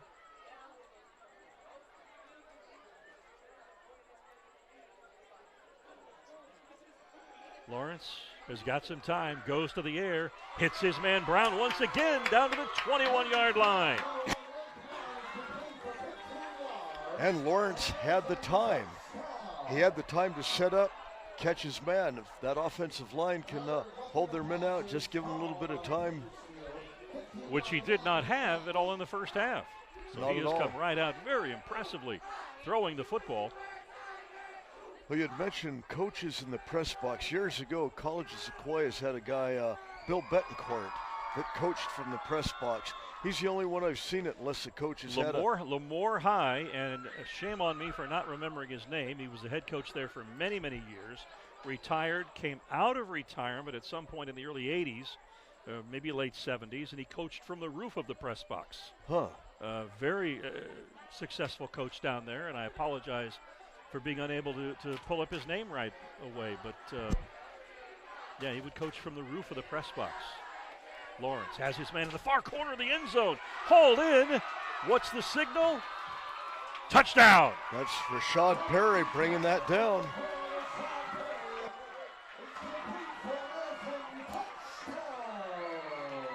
Terrific pass by Lawrence to Perry. And the Tigers put 6 more on the board.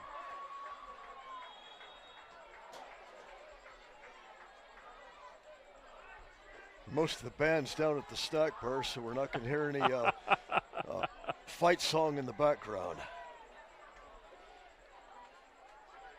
Phoenix Lawrence, very impressive passing display to bring the Tigers right downfield, aided also by a penalty. Robert Perez will attempt the extra point. And he nails it. So the PAT will put a 14th point on the board for the Edison Tigers, who now trail Bakersfield 21-14. Well, Dan, I told you earlier that Fresno High was up on Hoover. At halftime, I checked and had Hoover beat ahead of Fresno High 20-14 at half. So interesting. I'm going to check and check here at Max Preps and see if we have any updates. Well, Max Preps has grown from a very small operation in Sacramento to a tremendous force in the coverage of high school sports nationwide. Great resource.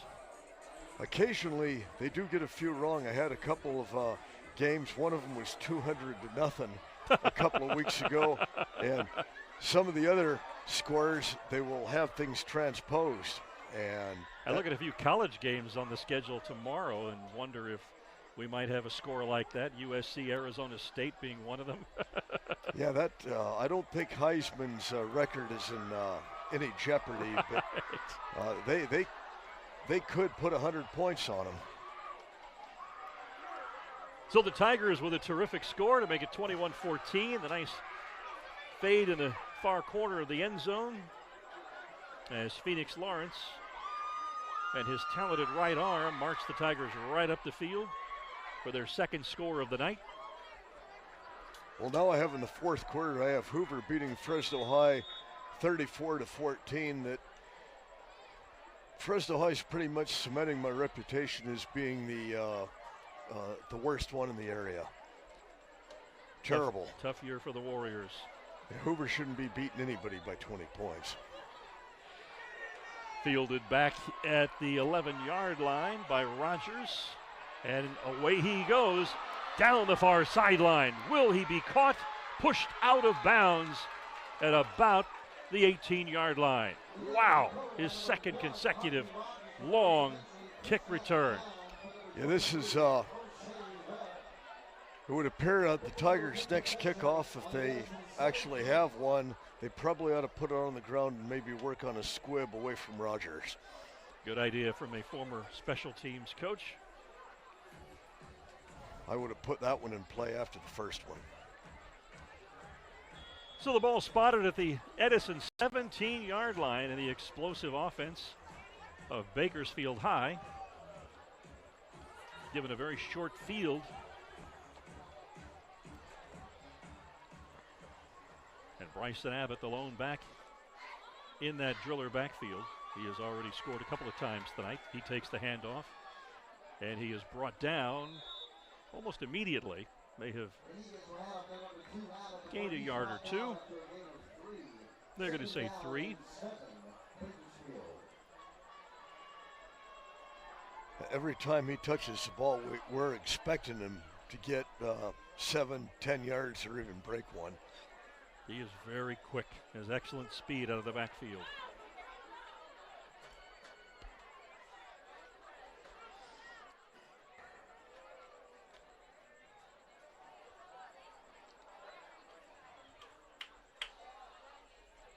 (21-14) Drillers, and they are in position to try for more. 2nd and 7, ball on the 15, pitch back to Abbott, cuts back, wrestled down with a shoulder tackle at about the 10-yard line.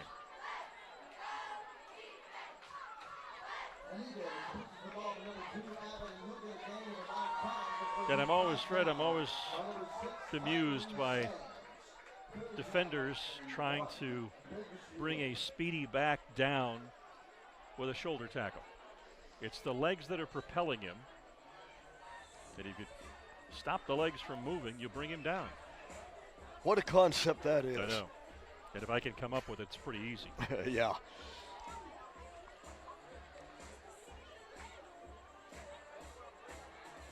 Drillers now.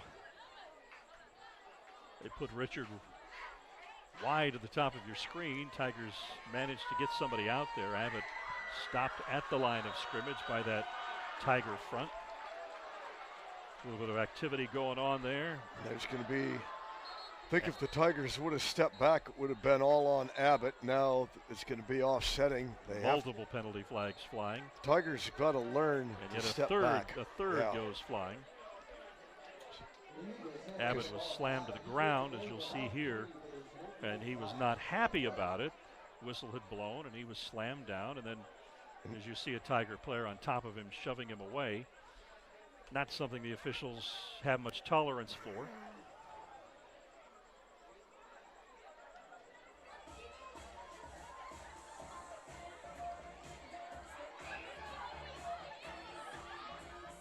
Officials talking this one over and taking a look at notes, and I just wonder if we could be looking at something worse than just an unsportsmanlike penalty here. Yeah.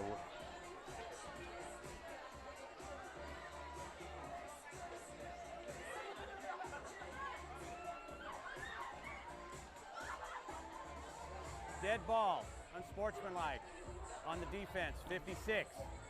We got dead ball, unsportsmanlike on the defense, both taunting.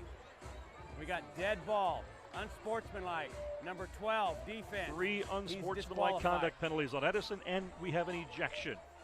And I don't know who the ejected player was at the time. We're seeing number 12 ripping off some of his gloves and padding. And the body language would indicate that he may be the young man. That's Robbie. But he may well be the player who has been disqualified from further participation in this game. Fred, you talked about it earlier. The officials, they really do a good job of communicating with the players. They talk to them about what they see and what needs to change, and they talk to the coaches and let them know, hey, we got a kid that's maybe getting a little hot under the collar out there. You might need to talk to him. You might need to pull him out for a play. So a decision to disqualify a player is not made lightly.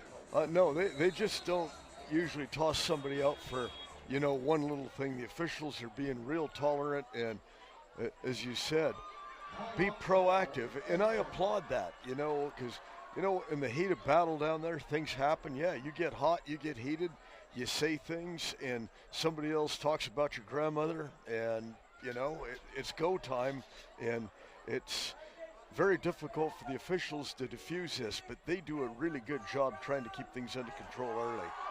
So the Tiger coach is calling a timeout and having a conversation with their young men. Bakersfield's players and the officials are over chatting with the Bakersfield players. Previously they were with the Edison players.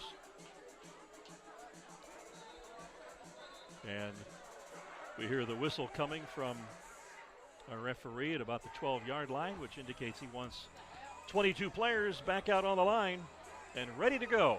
The ball's down at the 5-yard line. And Dan, 20 years ago, you still had the old line officials that, there was none of that. They just, called the fouls, and that's when things really did get out of hand. They could, you're so right. For the most part, they do a good job now. 6.5 left here in the third quarter. 21-14, Bakersfield leading Edison, and the visitors knocking at the door, trying for a fourth score of the night. In motion.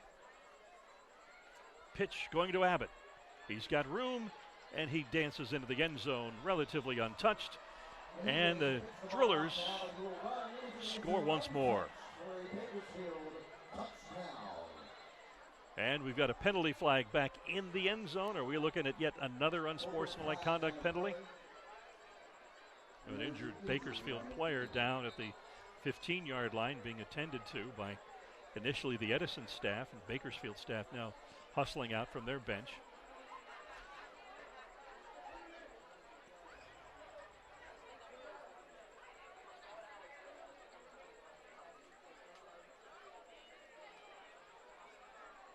And the Bakersfield coaches are talking to the officials, and I'm not sure if it is about a reason involving the reason the player is down.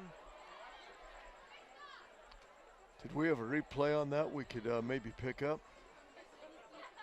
See if the guys in the truck are able to pull that play back up. Penalty flag, though, is on the ground in the end zone. We'll wait and see what the decision is. We've got, it appears, Rashawn Sheehy, the Bakersfield High head coach, in conversation with a couple of the officials. And I got a sense I could be wrong. Let me get the binoculars on him, but he seemed very upset.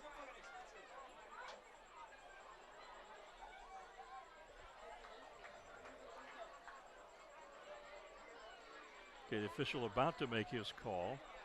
It is touchdown. After the touchdown, unsportsmanlike conduct is the penalty, this time on Bakersfield. Will be enforced on the kickoff. So that'll be assessed on the kickoff, if I remember right, Fred. It will be assessed on the kickoff. And the injured Bakersfield High player does walk off under his own power.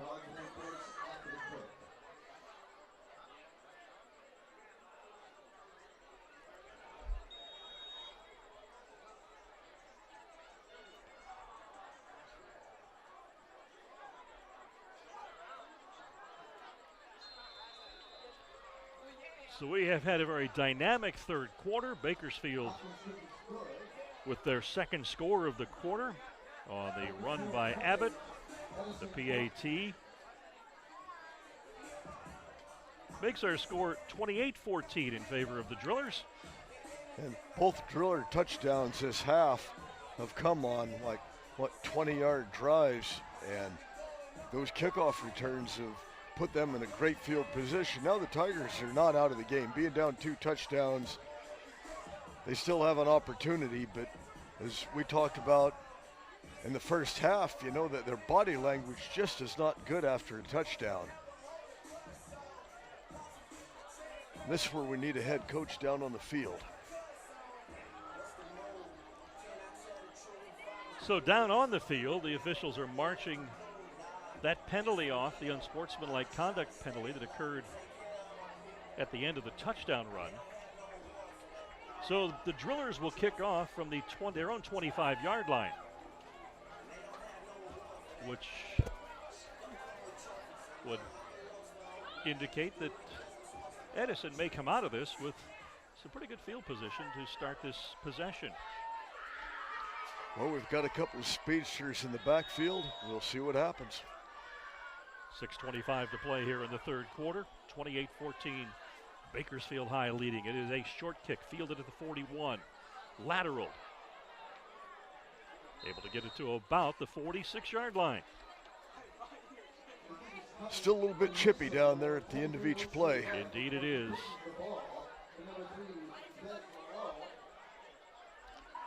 You know, I really don't go for laterals that happen like that, but they are trying to make something happen. And for the fans, they're fun to see. Oh, yeah. So the Tigers 1st and 10 from their own 47-yard line.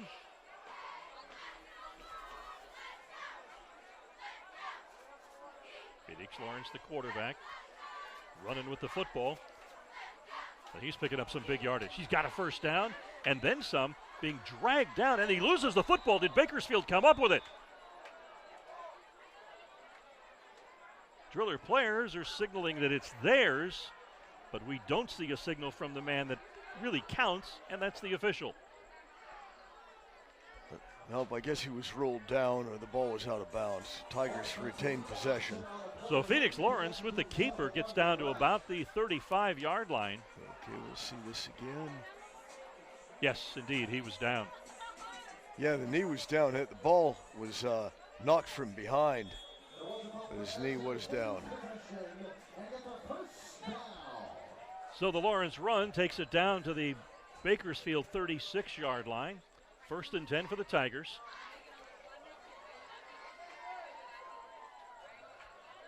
Lawrence throwing on the run, complete to the 25, down to the 20, and flung out of bounds at about the 17-yard line. And that was Horton. He kept those legs moving when he got the ball, made a few extra yards out of that. Well, these last two possessions, Lawrence is really putting on a show.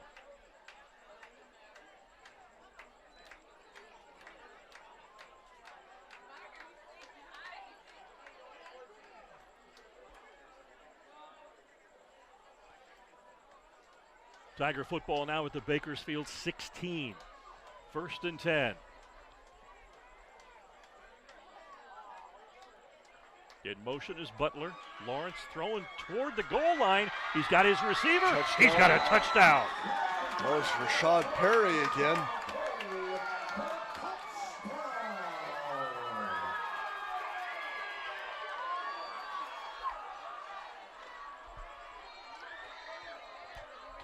Tigers went 50 yards in 3 plays.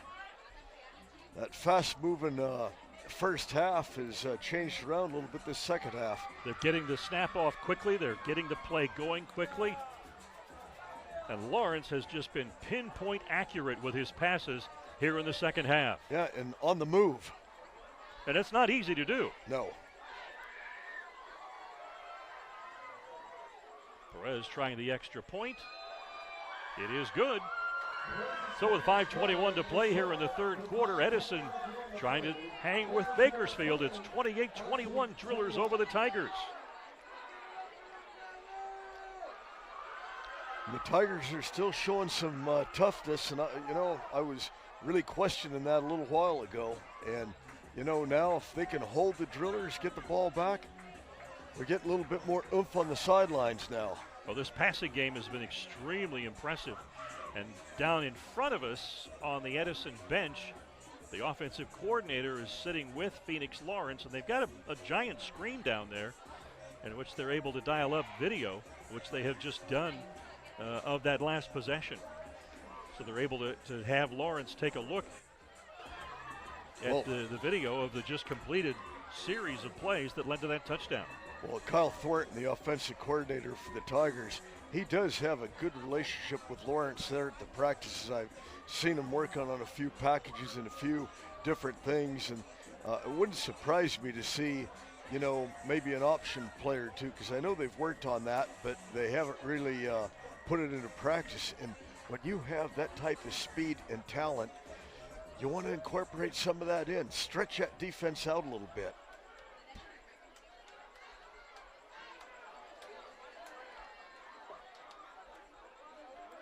Well, this has been an entirely different look in the second half from the Tigers. We talked about the need to do something different, that what they were doing, at least in the second quarter, was not working. And credit to the coaching staff, they have done just that. And Phoenix Lawrence has been a very impressive player in this third quarter. 28-21 Bakersfield as Perez booms a kickoff. Down to the 10-yard line. And There this we go. time, Rogers isn't going anywhere. They bring him down at the 19. So Bakersfield having to work from a long field this time. For the first time this quarter. And that's going to put the onus on the Edison defense to try and prevent them from eating up these 80 yards between where the football rests and where the goal line is.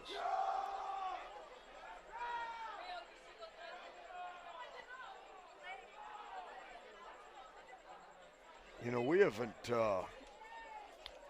seen Mackey this half for the Drillers. I wonder if he got nicked in that first half. Good question. They're in a passing formation, although Abbott is in the backfield, and anytime he's back there, and he's got the ball, but he is bottled up. Now he bounces out to the outside and is brought down. Might have gotten back to the line of scrimmage. One of my hearing aids is starting to beep on the left, so we'll see how that affects my already subpar performance tonight. You're sure you weren't just hearing the official's whistle? That could be it. No, it's. I don't have any batteries, so I can't help you out. It's a rechargeable one. Oh, okay. Second down and 11. Abbott lost a yard. And this is going nowhere. Tigers got a sack. Indeed.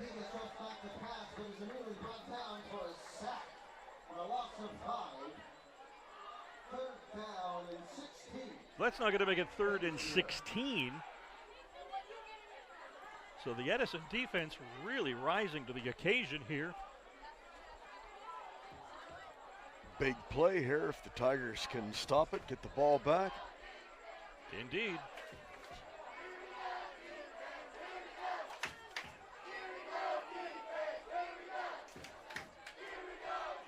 5 receivers. We saw that once before, and Abbott then went in motion as he does now. This time the ball is faked to him. They're looking to throw the ball, and they're looking to throw deep, and he is behind a couple of defenders, and he hauls it in. And it's a big, big gain for the Drillers to the Edison 40-yard line. That was and we've got a fight going on back at the line of scrimmage. No penalty flag on this. The flag's on the ground.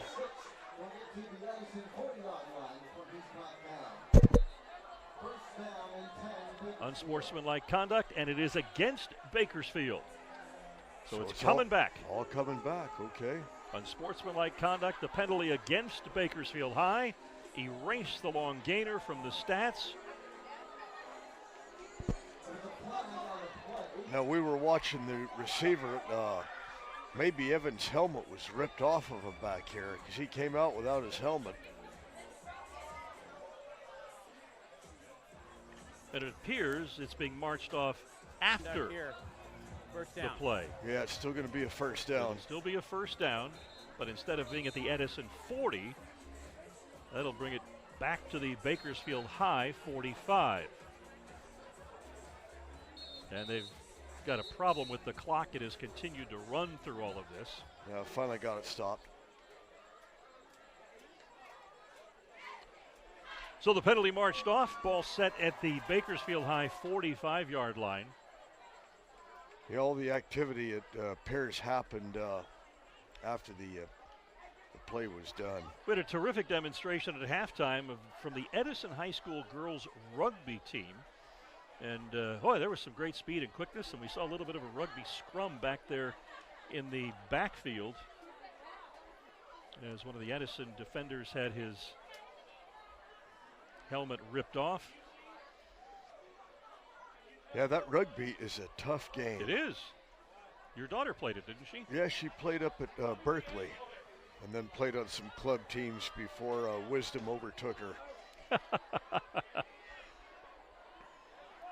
So the officials relaying word up to the press box to get the clock reset, and it's instead of 2:41 pushed up to 2:58. First and 26, and here's Abbott, and he's got plenty of room to run around the far side to the far sideline, and he runs out of bounds at the 39-yard line. Picks up a first down.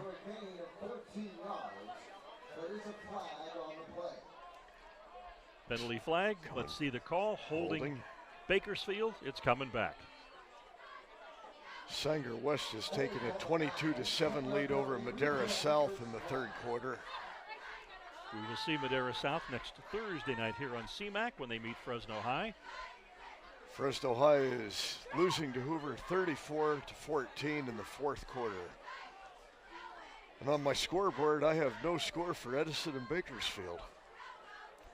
Tulare is hammering Kingsburg, which is a surprise, 42-6. That's down at Matthias Stadium in Tulare. And Dos Palos has taken the lead over Chowchilla 19-15, and that one's been going back and forth. Low scoring game, but a lot of changes. So now first and 36. Ball to the Bakersfield 35-yard line. They need to get to the Edison High 40 for a first down. Quick out. Oh, flung down, and was that a face mask? I don't know if a face mask or a horse collar. It's going to cost the Tigers 15. Yeah, Wendell Ware, pretty tall player himself, reached straight forward, got the receiver on the helmet. Foul. Not sure if it was also. Face mask. And they call it a face mask. Yes. Boy, we haven't had a play without a yellow flag in a while. Boy, Sunnyside's putting it to Roosevelt over at McLean, 51-22 in the third quarter. Yeah, I can only imagine. Wonder how many onside kicks there have been. That was a disgrace last week. Yeah, having onside kicks when you have a 7-score lead doesn't win you a lot of friends. Making a punt with a 60-7 lead. Going to Abbott, trying to bounce it to the outside. He's got room to run. He's at the 40. and run out of bounds down at the 30-yard line. So Abbott picking up about 15. Abbott makes it look almost effortless. He does. But their offense seems to keep the Edison pursuit initially to one side of the field, and Abbott's successfully able to bounce it out to the opposite side and find a big lane to run.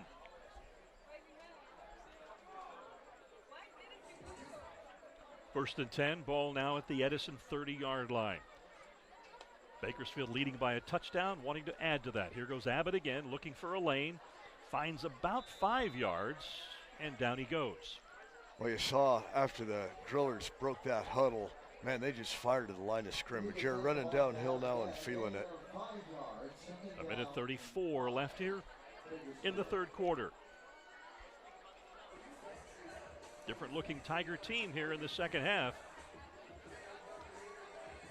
But those 2 long kick returns by the Drillers set them up for 2 short field scores, and now they're trying to, with the aid of penalties and the terrific running of Bryson Abbott. Well, that 3rd and 16, that changed the whole course of things here. It looked like the Tigers were getting some momentum. Abbott, first down. Crosses the 20. That Driller offensive line, not huge, but they are really going. Now they're just pushing the Tigers back 2 or 3 yards at the point of contact each snap. 56 seconds left in the quarter.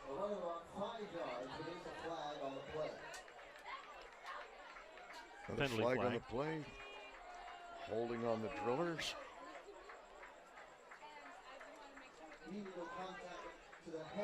Oh. Illegal contact to the head on offense. So that'll march it back to the 35-yard line. It'd be a 15 instead of a 10.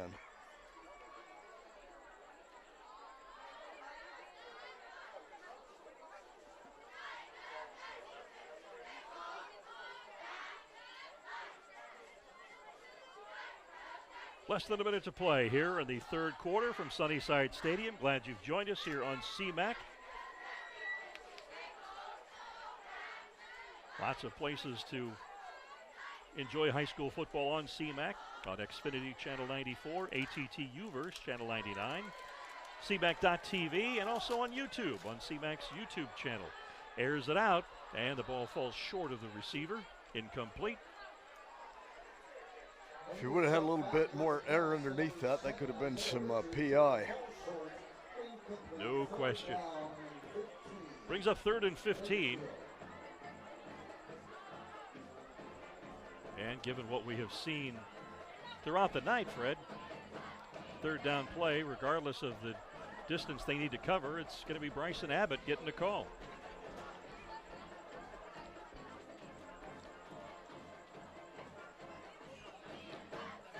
I want the ball in his hands. It's worked out pretty well when they've done that so far tonight.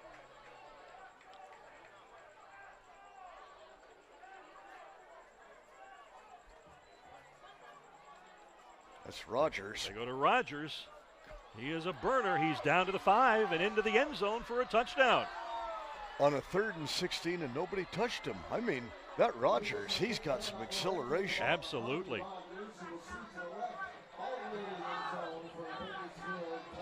So with 44 seconds left in the quarter, Harvey Rogers III motors 36 yards on 3rd down. I want to see this again. For a Bakersfield High touchdown.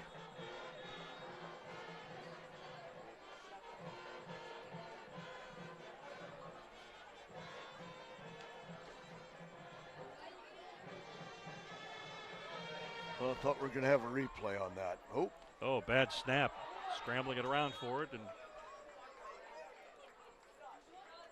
Jack Hopkins has no choice but to just fall on the football. Then who knows if we're going to see that come into play before the night's over.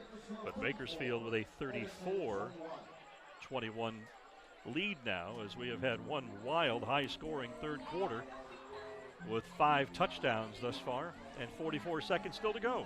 Yeah, the Drillers right now look like they're really in sync offensively. I saw that last night with Madera South and McLean, and McLean gave him a good game. I have to point out Torres and McLean. Yeah, Torres. What did I say, South? I do that all the time.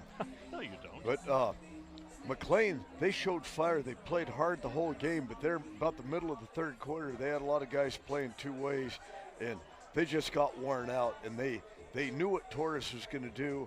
They just couldn't stop him, and Torres just like running downhill pretty much from the middle of the third quarter to the end of the game. But the first half was highly competitive. I like the Highlanders' culture and the fire and the fight that they're putting in now. I agree. Pancotti has done an excellent job over there since he has assumed the head coaching job. Very dedicated to those young men in that school. And short kick. Oh, immediately flung to the turf at about the 30-yard line of the Tigers.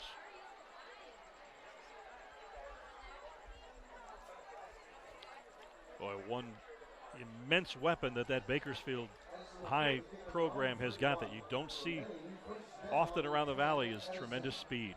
Yeah. They pursue, they cover. I'm with Rogers and Abbott, and then what we saw earlier with Mackey back there, that's a heck of a combination.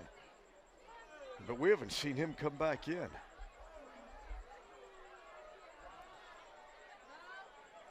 Phoenix Lawrence fakes the pitch. He's got 5 yards. 10 over across the 40-yard line and ridden out of bounds at about the 42. Phoenix Lawrence, terrific job. He's got a first down. Okay, the final from Ratcliffe. Hoover did beat Fresno High 34-14, and Sunnyside's putting it to Roosevelt 58-22 in the fourth quarter. Thank you, Brett.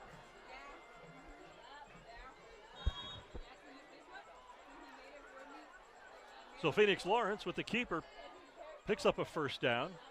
First and 10 from the Edison 42-yard line.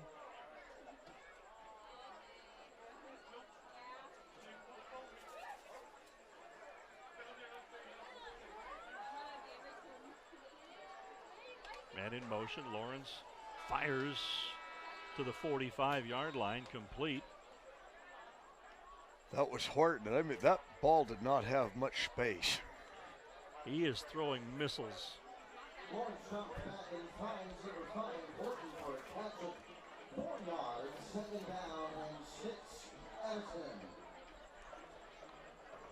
Don't have far to move the ball here at the end of the quarter. Timeout taken.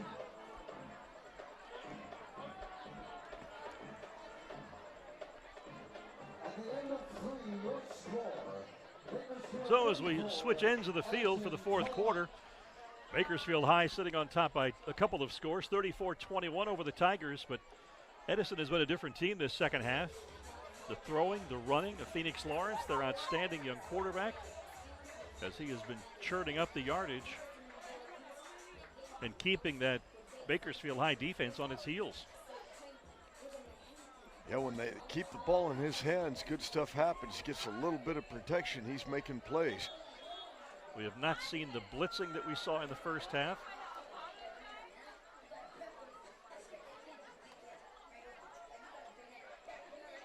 And Fred, you mentioned Mackey, the big fullback. Well, he is out on the field as the middle linebacker for Bakersfield High. Okay, all right. It appears they're just not using. No need to use him on offense when you've put up 34 points in 3 quarters. Lawrence brought down at about the line of scrimmage. Kept looking for something to open up and didn't find it. Well, they'll say he lost a yard on that. Okay. Yeah, when using options package, you definitely have to have a trailer to toss it to.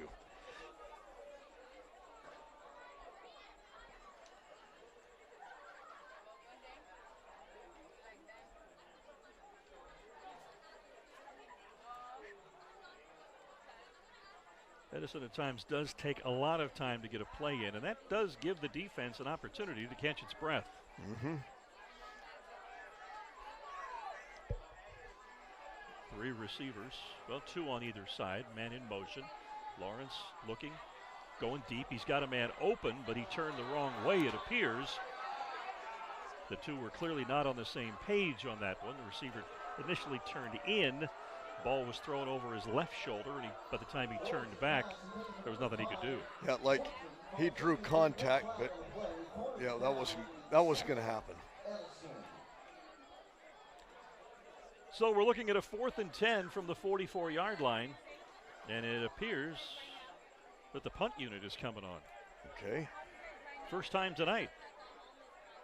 Yeah, Perez is back in punt formation.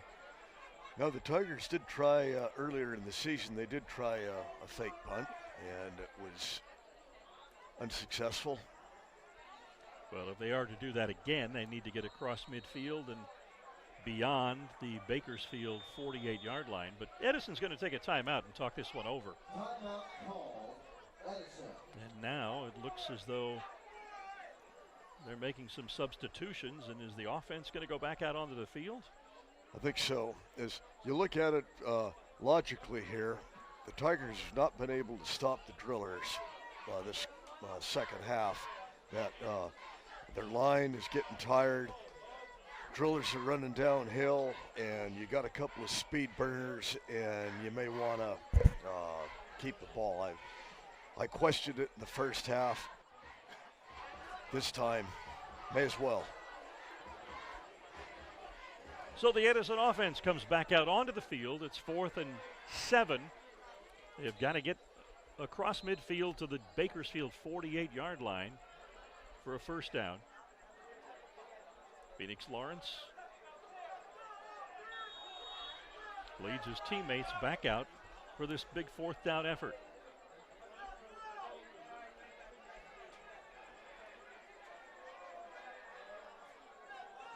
Three-man rush. Lawrence going deep. He's got a man. Leaps, and it's knocked away by the Bakersfield defender. And it goes over to the Drillers on downs. Good defensive play. Perry had his man beat, but he had to wait a little bit for it.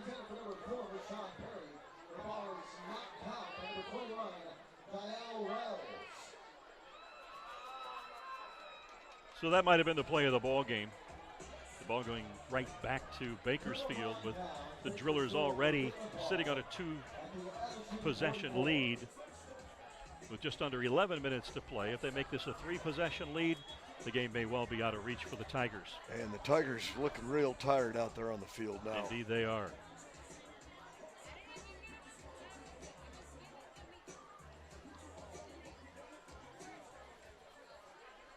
Now we have Mackey back in.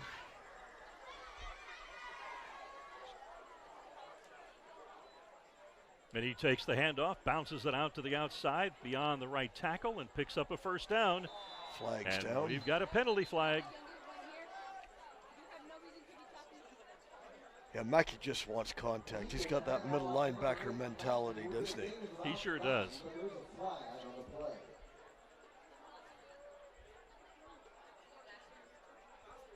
See this? Nope. I just missed the replay. To the helmet, to the head. Illegal contact to the head, the penalty there.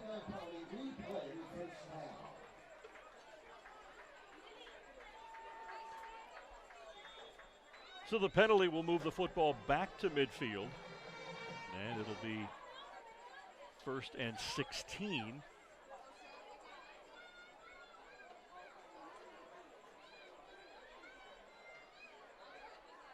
Mackey out.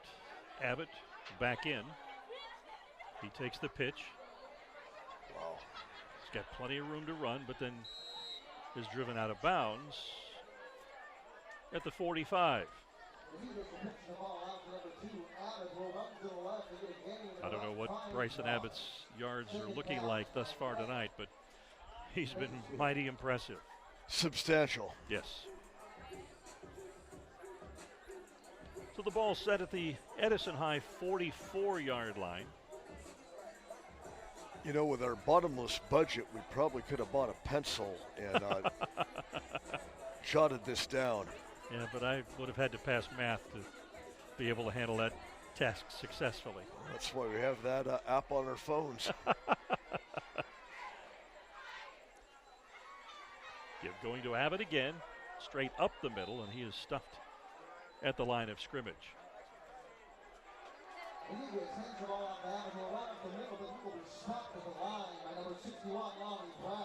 Lonnie Brown on the tackle. I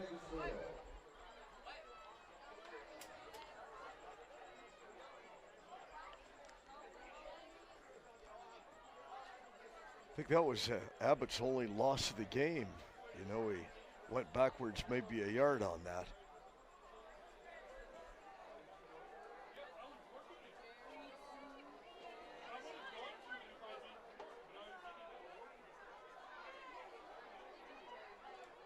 Quick out.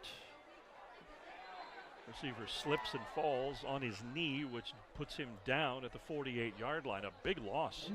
Yeah, I saw the line judge point down, didn't hear a whistle. Exactly. But that's going to drop him to the 48-yard line and bring up fourth down at about 15. This will be the driller's second punt of the night.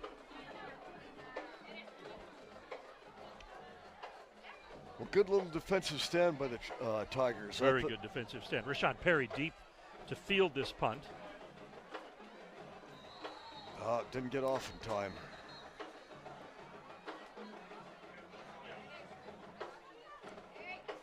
So Lonnie Brown trying to hustle off the field as fast as he could, but Bakersfield got the snap off before Brown could get off the field, and Edison called for having more than 11. Would have been fine in Canada, but just not here. Oh, yeah, that would have worked good, but he wouldn't have been trying to get off the field. Right. But even with the 5 yards, it's still fourth down and 10 for the Drillers. Doesn't change their plans to punt the football.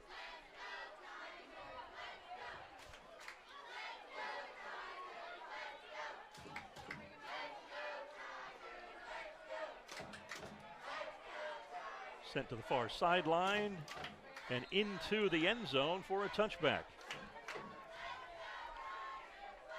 Not a bad thing considering. No, not at all. So Edison's not out of it yet. You know, we're about to put a nail in the coffin, but they came up strong on defense, got the ball back, have another opportunity. With 9 minutes to play in the game, this is a big, big possession for the Tigers. They have got to drive this ball down and score. Yeah, they got to put a touchdown on this time, there's no doubt. Get back to within a one-possession game. And if they can do that, that missed extra point could cause some sweating over on the Bakersfield sideline.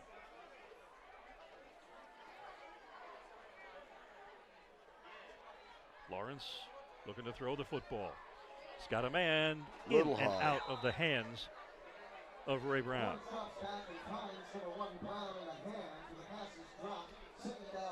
You know, I'm not used to having a number 0, and each time... Zero's not a number. Well, a 0. Yeah, it's a 0. But I keep trying to go to Wendell Ware when it's Ray Brown because I'm not used to that. Same thing. Usually the guy that's first in the order is the guy wearing number 1 when you look at a roster.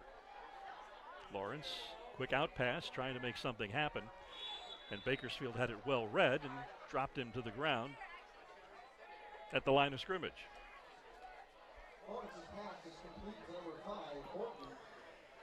This is the play of the night right here. 3rd and 11 for the Tigers with 8 minutes to go. They can ill afford to punt this ball back and send a tired defense back out onto the field. Yeah, with just 3 plays.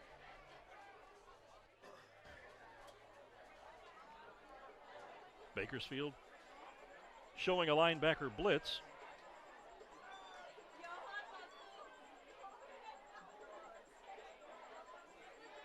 They drop back in coverage. Throw complete for a first down. Looking for more yardage. That was Malone. 15-yard gain for the Tigers. First down. Malone impressively snagging that and finding a few extra yards to boot. Yeah, Malone kept, juking a little bit, looking to see if he could find another seam to exploit. Did a good job getting the first down. It always makes coaches nervous, though, when you've just gotten beyond the first down marker and then you start trying to circle back to gain additional yardage. You never want to do that. And no, just fall down. If in doubt, fall down. You got the first down. Know where the marker is at all times. But playmakers want to make plays. Right, exactly right. So we've got an injured Bakersfield player down on the turf. The two teams will head over and gather around their coaches while the medical staff tends to the player. Well, I'm glad the Tigers aren't gathering around the head coach. It would be real crowded up here in the press box. But you could go over and listen in and get some good insight. Good point. I know you well. At least I think. Well, probably as well as you want to at this point. 34-21, Bakersfield on top here. 8 minutes to play in this game. Edison has been a different team in the third quarter and now in the fourth quarter. Going to the air, Phoenix Lawrence, one of the better looking passers you're going to see in the Central Valley. And he has been very impressive here in the second half. Let's take another look. We get a replay of the timeout.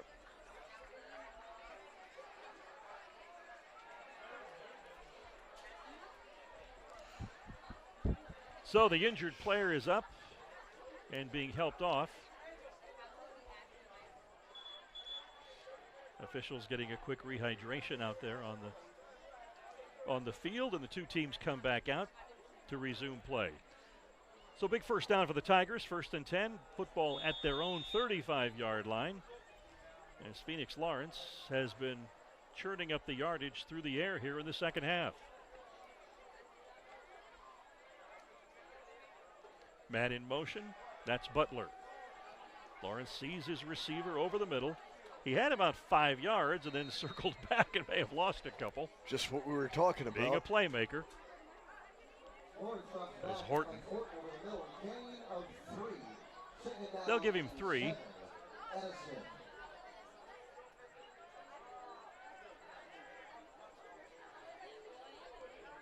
Brown lines up to the near side. 3 receivers at the top of your screen.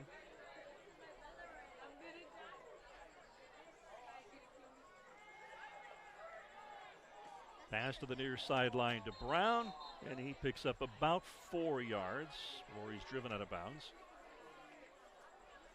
That'll bring up 3rd and about 4.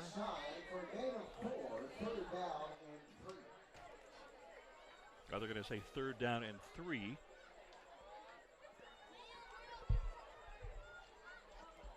Big play for the Tigers. They need this first down to keep marching, down 2 scores.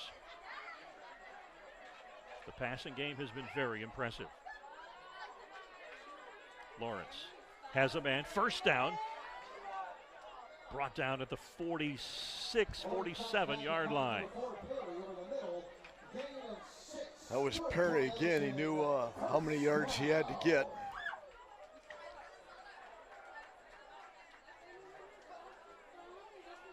He took a shot to the thigh, and he's going to come out hopefully for no more than a play. He doesn't leave the field very often. No, he doesn't.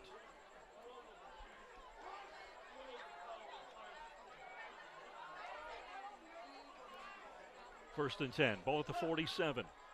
Lawrence going deep, overthrows his man, it's intercepted. Drillers with some running room to the 40-yard line. Now across midfield, going down the sideline, cuts back, nobody in front of him. Whistle blowing, multiple flags on the play. There were flags on the field and then off the side. Something happened here on the sidelines. A number of penalty flags thrown.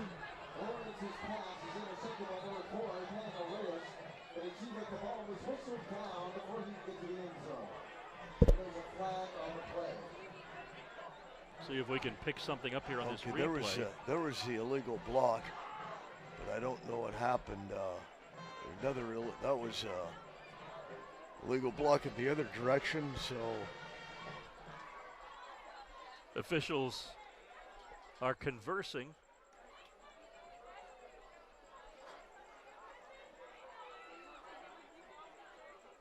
Waiting for a call as they continue to discuss what has happened out on the field.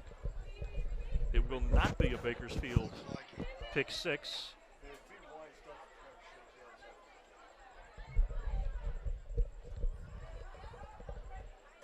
You want to decline that penalty and take that penalty, right? Oh, the officials pointing to both teams, waiting for the signal. In the back we have a here, hold that penalty's declined. on Bakersfield. That is declined. We got holding. White. Another hold. Is that a repeat of the call or a second hold? Okay. We got dead ball. Personal foul. Personal here. foul against We got dead Bakersfield. ball. Personal foul here. against Edison. Offset. Declined. That penalty is going to be first down Bakersfield. So it's a first down for Bakersfield. And we'll see where they spot the football. And it's coming way, way, way back to the 30-yard line. It looked like one of those personal fouls. I don't know if the Tigers TV got broken down there or not. We'll see in a minute. So the ball brought all the way back to the Bakersfield 30-yard line where they will start this possession. They're up by 2 scores with 6:23 to play. And who else but Bryson Abbott gets the football. And he punches it out to the 37-yard line. Got about 7 on that.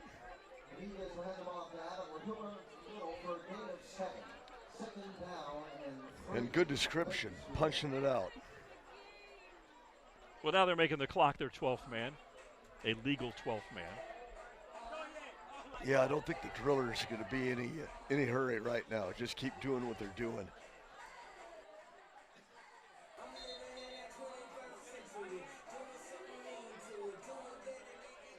An issue with the clock, officials signaling.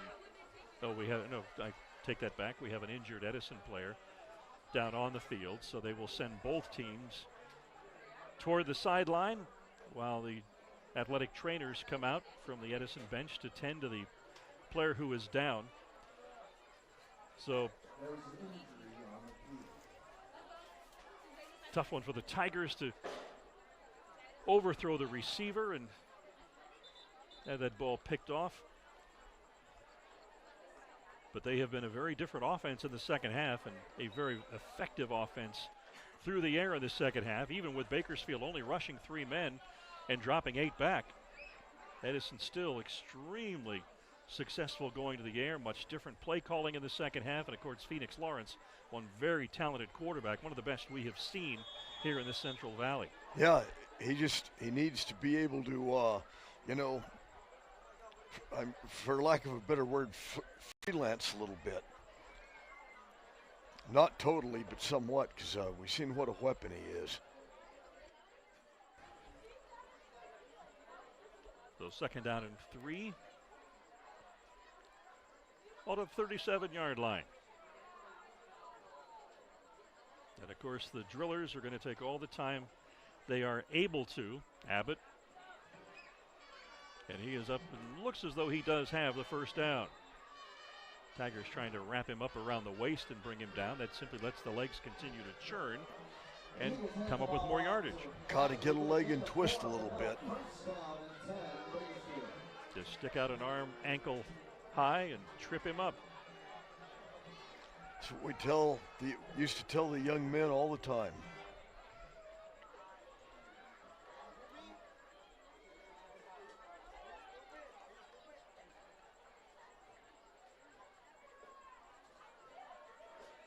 (34-21) our score.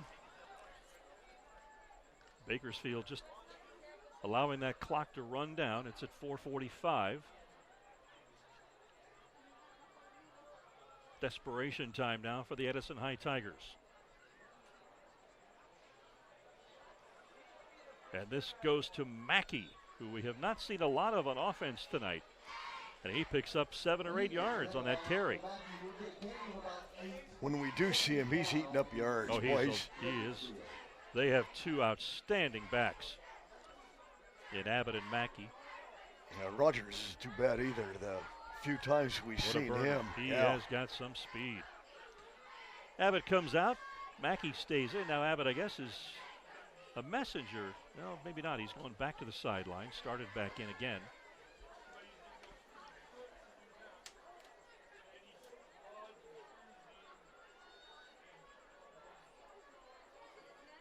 Cadigua's the quarterback up under center.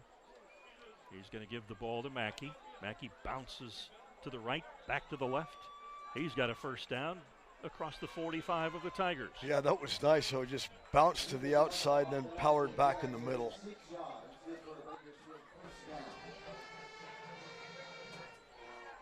So first down for Bakersfield High, and it keeps the clock running at 3:36. Abbott now comes in. Mackey goes out. So I guess we have a pretty good idea of what the odds are that he is going to get the football. Join us next Thursday night for our next CMAC High School football telecast. North Yosemite League action, Madera South and Fresno High next Thursday, 7 o'clock right here on CMAC. And somebody will join the ranks of the winning. That's right. Abbott, not touched at all. He's got the end zone ahead of him. Brought down at about the 1 yard line. They're going to mark it at the 1 yard line. He's brought down just shy of 6 more points. He's had to put up 200 yards tonight. Easy, easy. Which has got to have him at 800 for the season. And we're not even at the halfway mark, are we? No. Game 5 for them. But things toughen up with their league. They've got some tough league games coming up. So the football at the 1 yard line of the Edison Tigers. Bakersfield up by 2 scores, 34-21. An opportunity here with 2:35 on the clock to increase their lead. Mackey and Abbott both in the backfield now.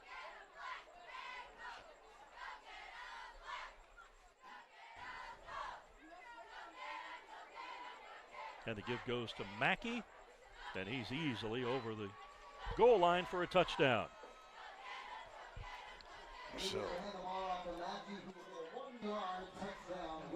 So that pretty much seals any chance Edison had. 40-21 our score. Jack Hopkins on to attempt the extra point.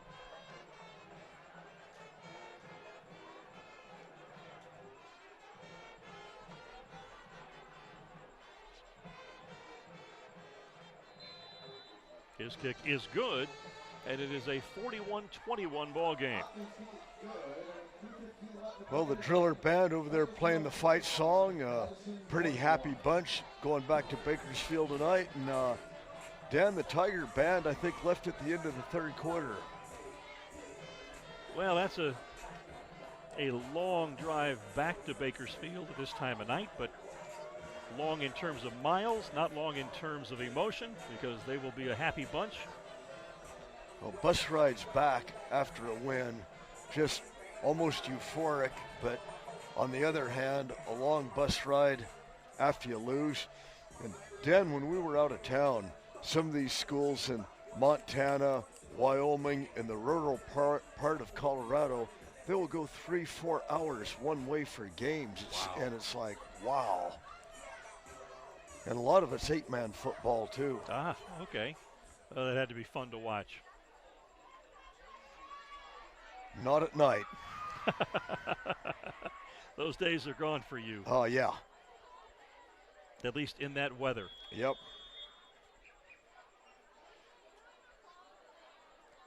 So the Drillers to kick it off. And it's a short kick angled for the far sidelines. Let's see where the officials will spot it. Looks like it's going to be about the 34-yard line where the Tigers will begin this possession from.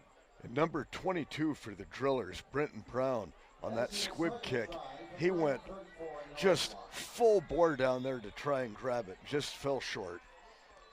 But that was some effort. Well, tremendous effort in the second half by Phoenix Lawrence, the very talented Edison High quarterback. A lot different play calling in the second half, throwing the football, and he has been, even with the Drillers dropping 8 defenders back in pass coverage, Lawrence has been very effective. And we've got the right tackle moving for the Tigers, so officials will march 5 yards off, and it'll become 1st and 15. Oh, he's a sniper there when he throws that, and the way he can throw it on the move.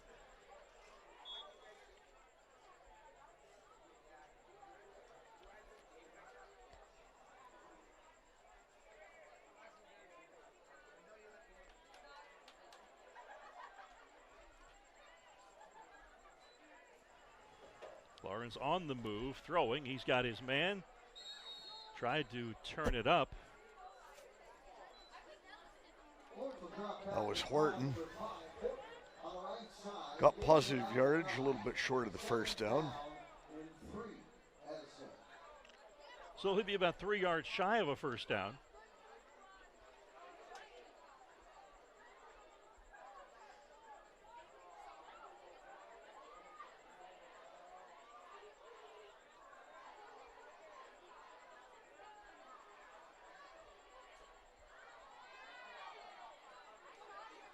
Rolling to his left this time. Very difficult to make throws that way, but he completes it for a first down to the 49-yard line.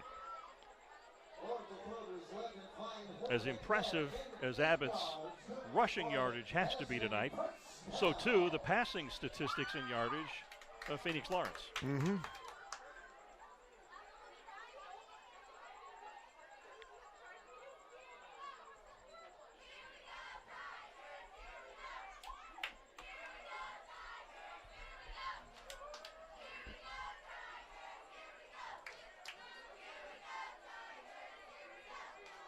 So 1st and 10 from the 47-yard line for the Tigers. And again, even with the clock ticking down, Edison taking a lot of time getting a play call in. Not operating with any sense of urgency. Quick out. Brown turns it up, loses the football. Tigers are on it. That looked like a slow motion. Everybody kind of looking at it and saying, wait a minute, should I dive on that football? It just rolled, and guys were watching it before anybody took any action. Yeah, it wasn't radioactive. It looked like a couple of the drillers just could have fallen on it, and they're like, what? Well, okay. So the Tigers get the football back.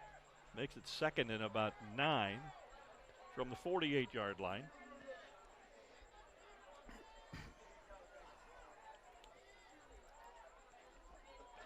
Lawrence going deep. He's got a man down the sideline, but he has already stepped out and he catches it out of bounds.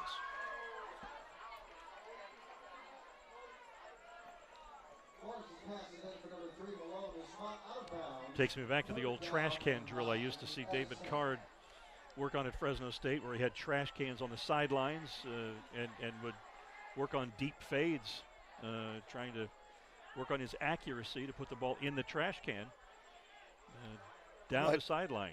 Right on the corners. Yep. Okay. Yep.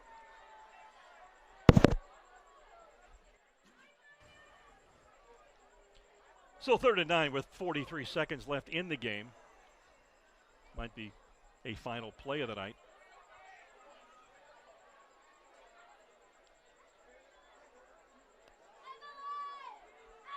Big rush coming in. And down goes Lawrence in the backfield for a big loss of about 8 yards. Interesting seeing the Drillers blitz the linebackers in that situation, but want to keep the clock moving, I think. Right, and that's exactly what's going to happen. Is it's at 23 seconds, 4th down, and Tigers are just going to let this run out. We might see one more play here. Perhaps.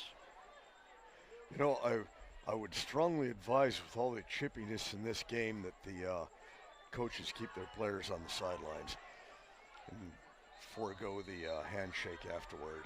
2 seconds left, and Edison, well, attempted to call a timeout. Down by 20 points. Yeah, there's not a 21-point play that they're going to do here. I've never seen one yet.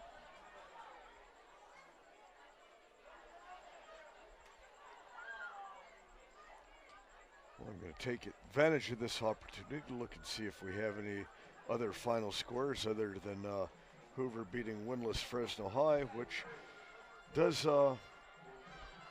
help a little bit more.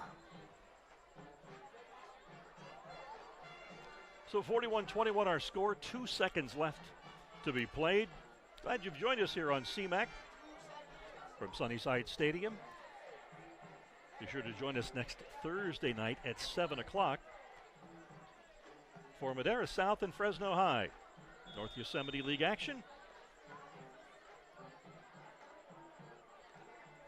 And here comes the final play of the night as Phoenix Lawrence fires over the middle, complete across midfield as the horn sounds, and the two teams will line up in the handshake line at midfield. So rough night for the Tigers, but a very different team in that second half. And Fred, probably the one thing that hurt them in the second half had to be those 2 long kickoff returns. Oh yeah, they both led to short touchdown drives, and the Tigers, I've been very critical of them all night, but we do have, they've got potential out there with the league getting started this next week, and the CMAC is really, it's a down year. I mean, Sanger looks good, and Madera's record looks good, but I don't see them as being a strong challenger for the Apaches. And if the Tigers could, catch a little bit of fire, I mean, they put up some points offensively, but there's so much work that needs to be done. And this is something I hope the staff is up to it. It's going to take a lot of work. But as we saw, you have a good quarterback, you have some playmakers, but they just look so out of sync, especially in the first half. And this is something that the Tigers really do need to work on. It's not a hopeless case, but I wasn't impressed by a lot of the team discipline I saw tonight. No, not at all. It was unfortunate. Yeah, the first half, they just did not look like a good football team at all. Tonight we saw 2 of the more talented offensive players in the Central Valley. We saw Bryson Abbott, an excellent running back for Bakersfield High, came in with well over 600 yards rushing in the first 4 games of the season. We're guesstimating, we don't have statistics in front of us, we're guesstimating he might have tacked on another couple hundred, as well as 3 touchdowns tonight. He was very, very impressive. And Phoenix Lawrence, we talk about some of the top quarterbacks in the area. Tanner Wilson at Sunnyside, the young man Jose Soriano at Torres High, 2 who certainly have impressed us, but I really was impressed with Phoenix Lawrence. This is the first I've seen of him this season, and I really like what I saw. He's got a terrific arm, throws a laser of a ball, and with the passing game and Bakersfield dropping 8 deep, teams are going to look at those game films, and sometimes what really makes the passing game more effective is changing up your snap count. Exactly. Getting the snap off fast, getting the play off fast, but sometimes you can afford to go a little slower. Well, they had the drillers off balance at the beginning of the game, but they lost that flow real quick, and they were really predictable, and I think we saw this. The driller coaching staff did a good job on their homework. They knew what the Tigers were doing. Indeed. And when the other coaching staff and players know what you're going to do, it's tough to overcome that. Well, thanks for joining us tonight here on CMAC, and thanks to the folks from Edison High School who have, for the first time on a CMAC telecast, been helping to staff tonight, and it's the head coach's own class, so we certainly appreciate Mike's Mr. Stamps to his students, but they did a terrific job tonight. And, of course, Jeff and the whole crew in the truck from CMAC, great job. Our final score from Sunnyside Stadium, Bakersfield High 41, Edison High 21. For the coach, Fred Clark, I'm Dan Taylor. Look forward to seeing you next Thursday night for more high school football here on CMAC, Madera South, and Fresno High. Join us then, won't you? 7 o'clock next Thursday night. Good night, everybody.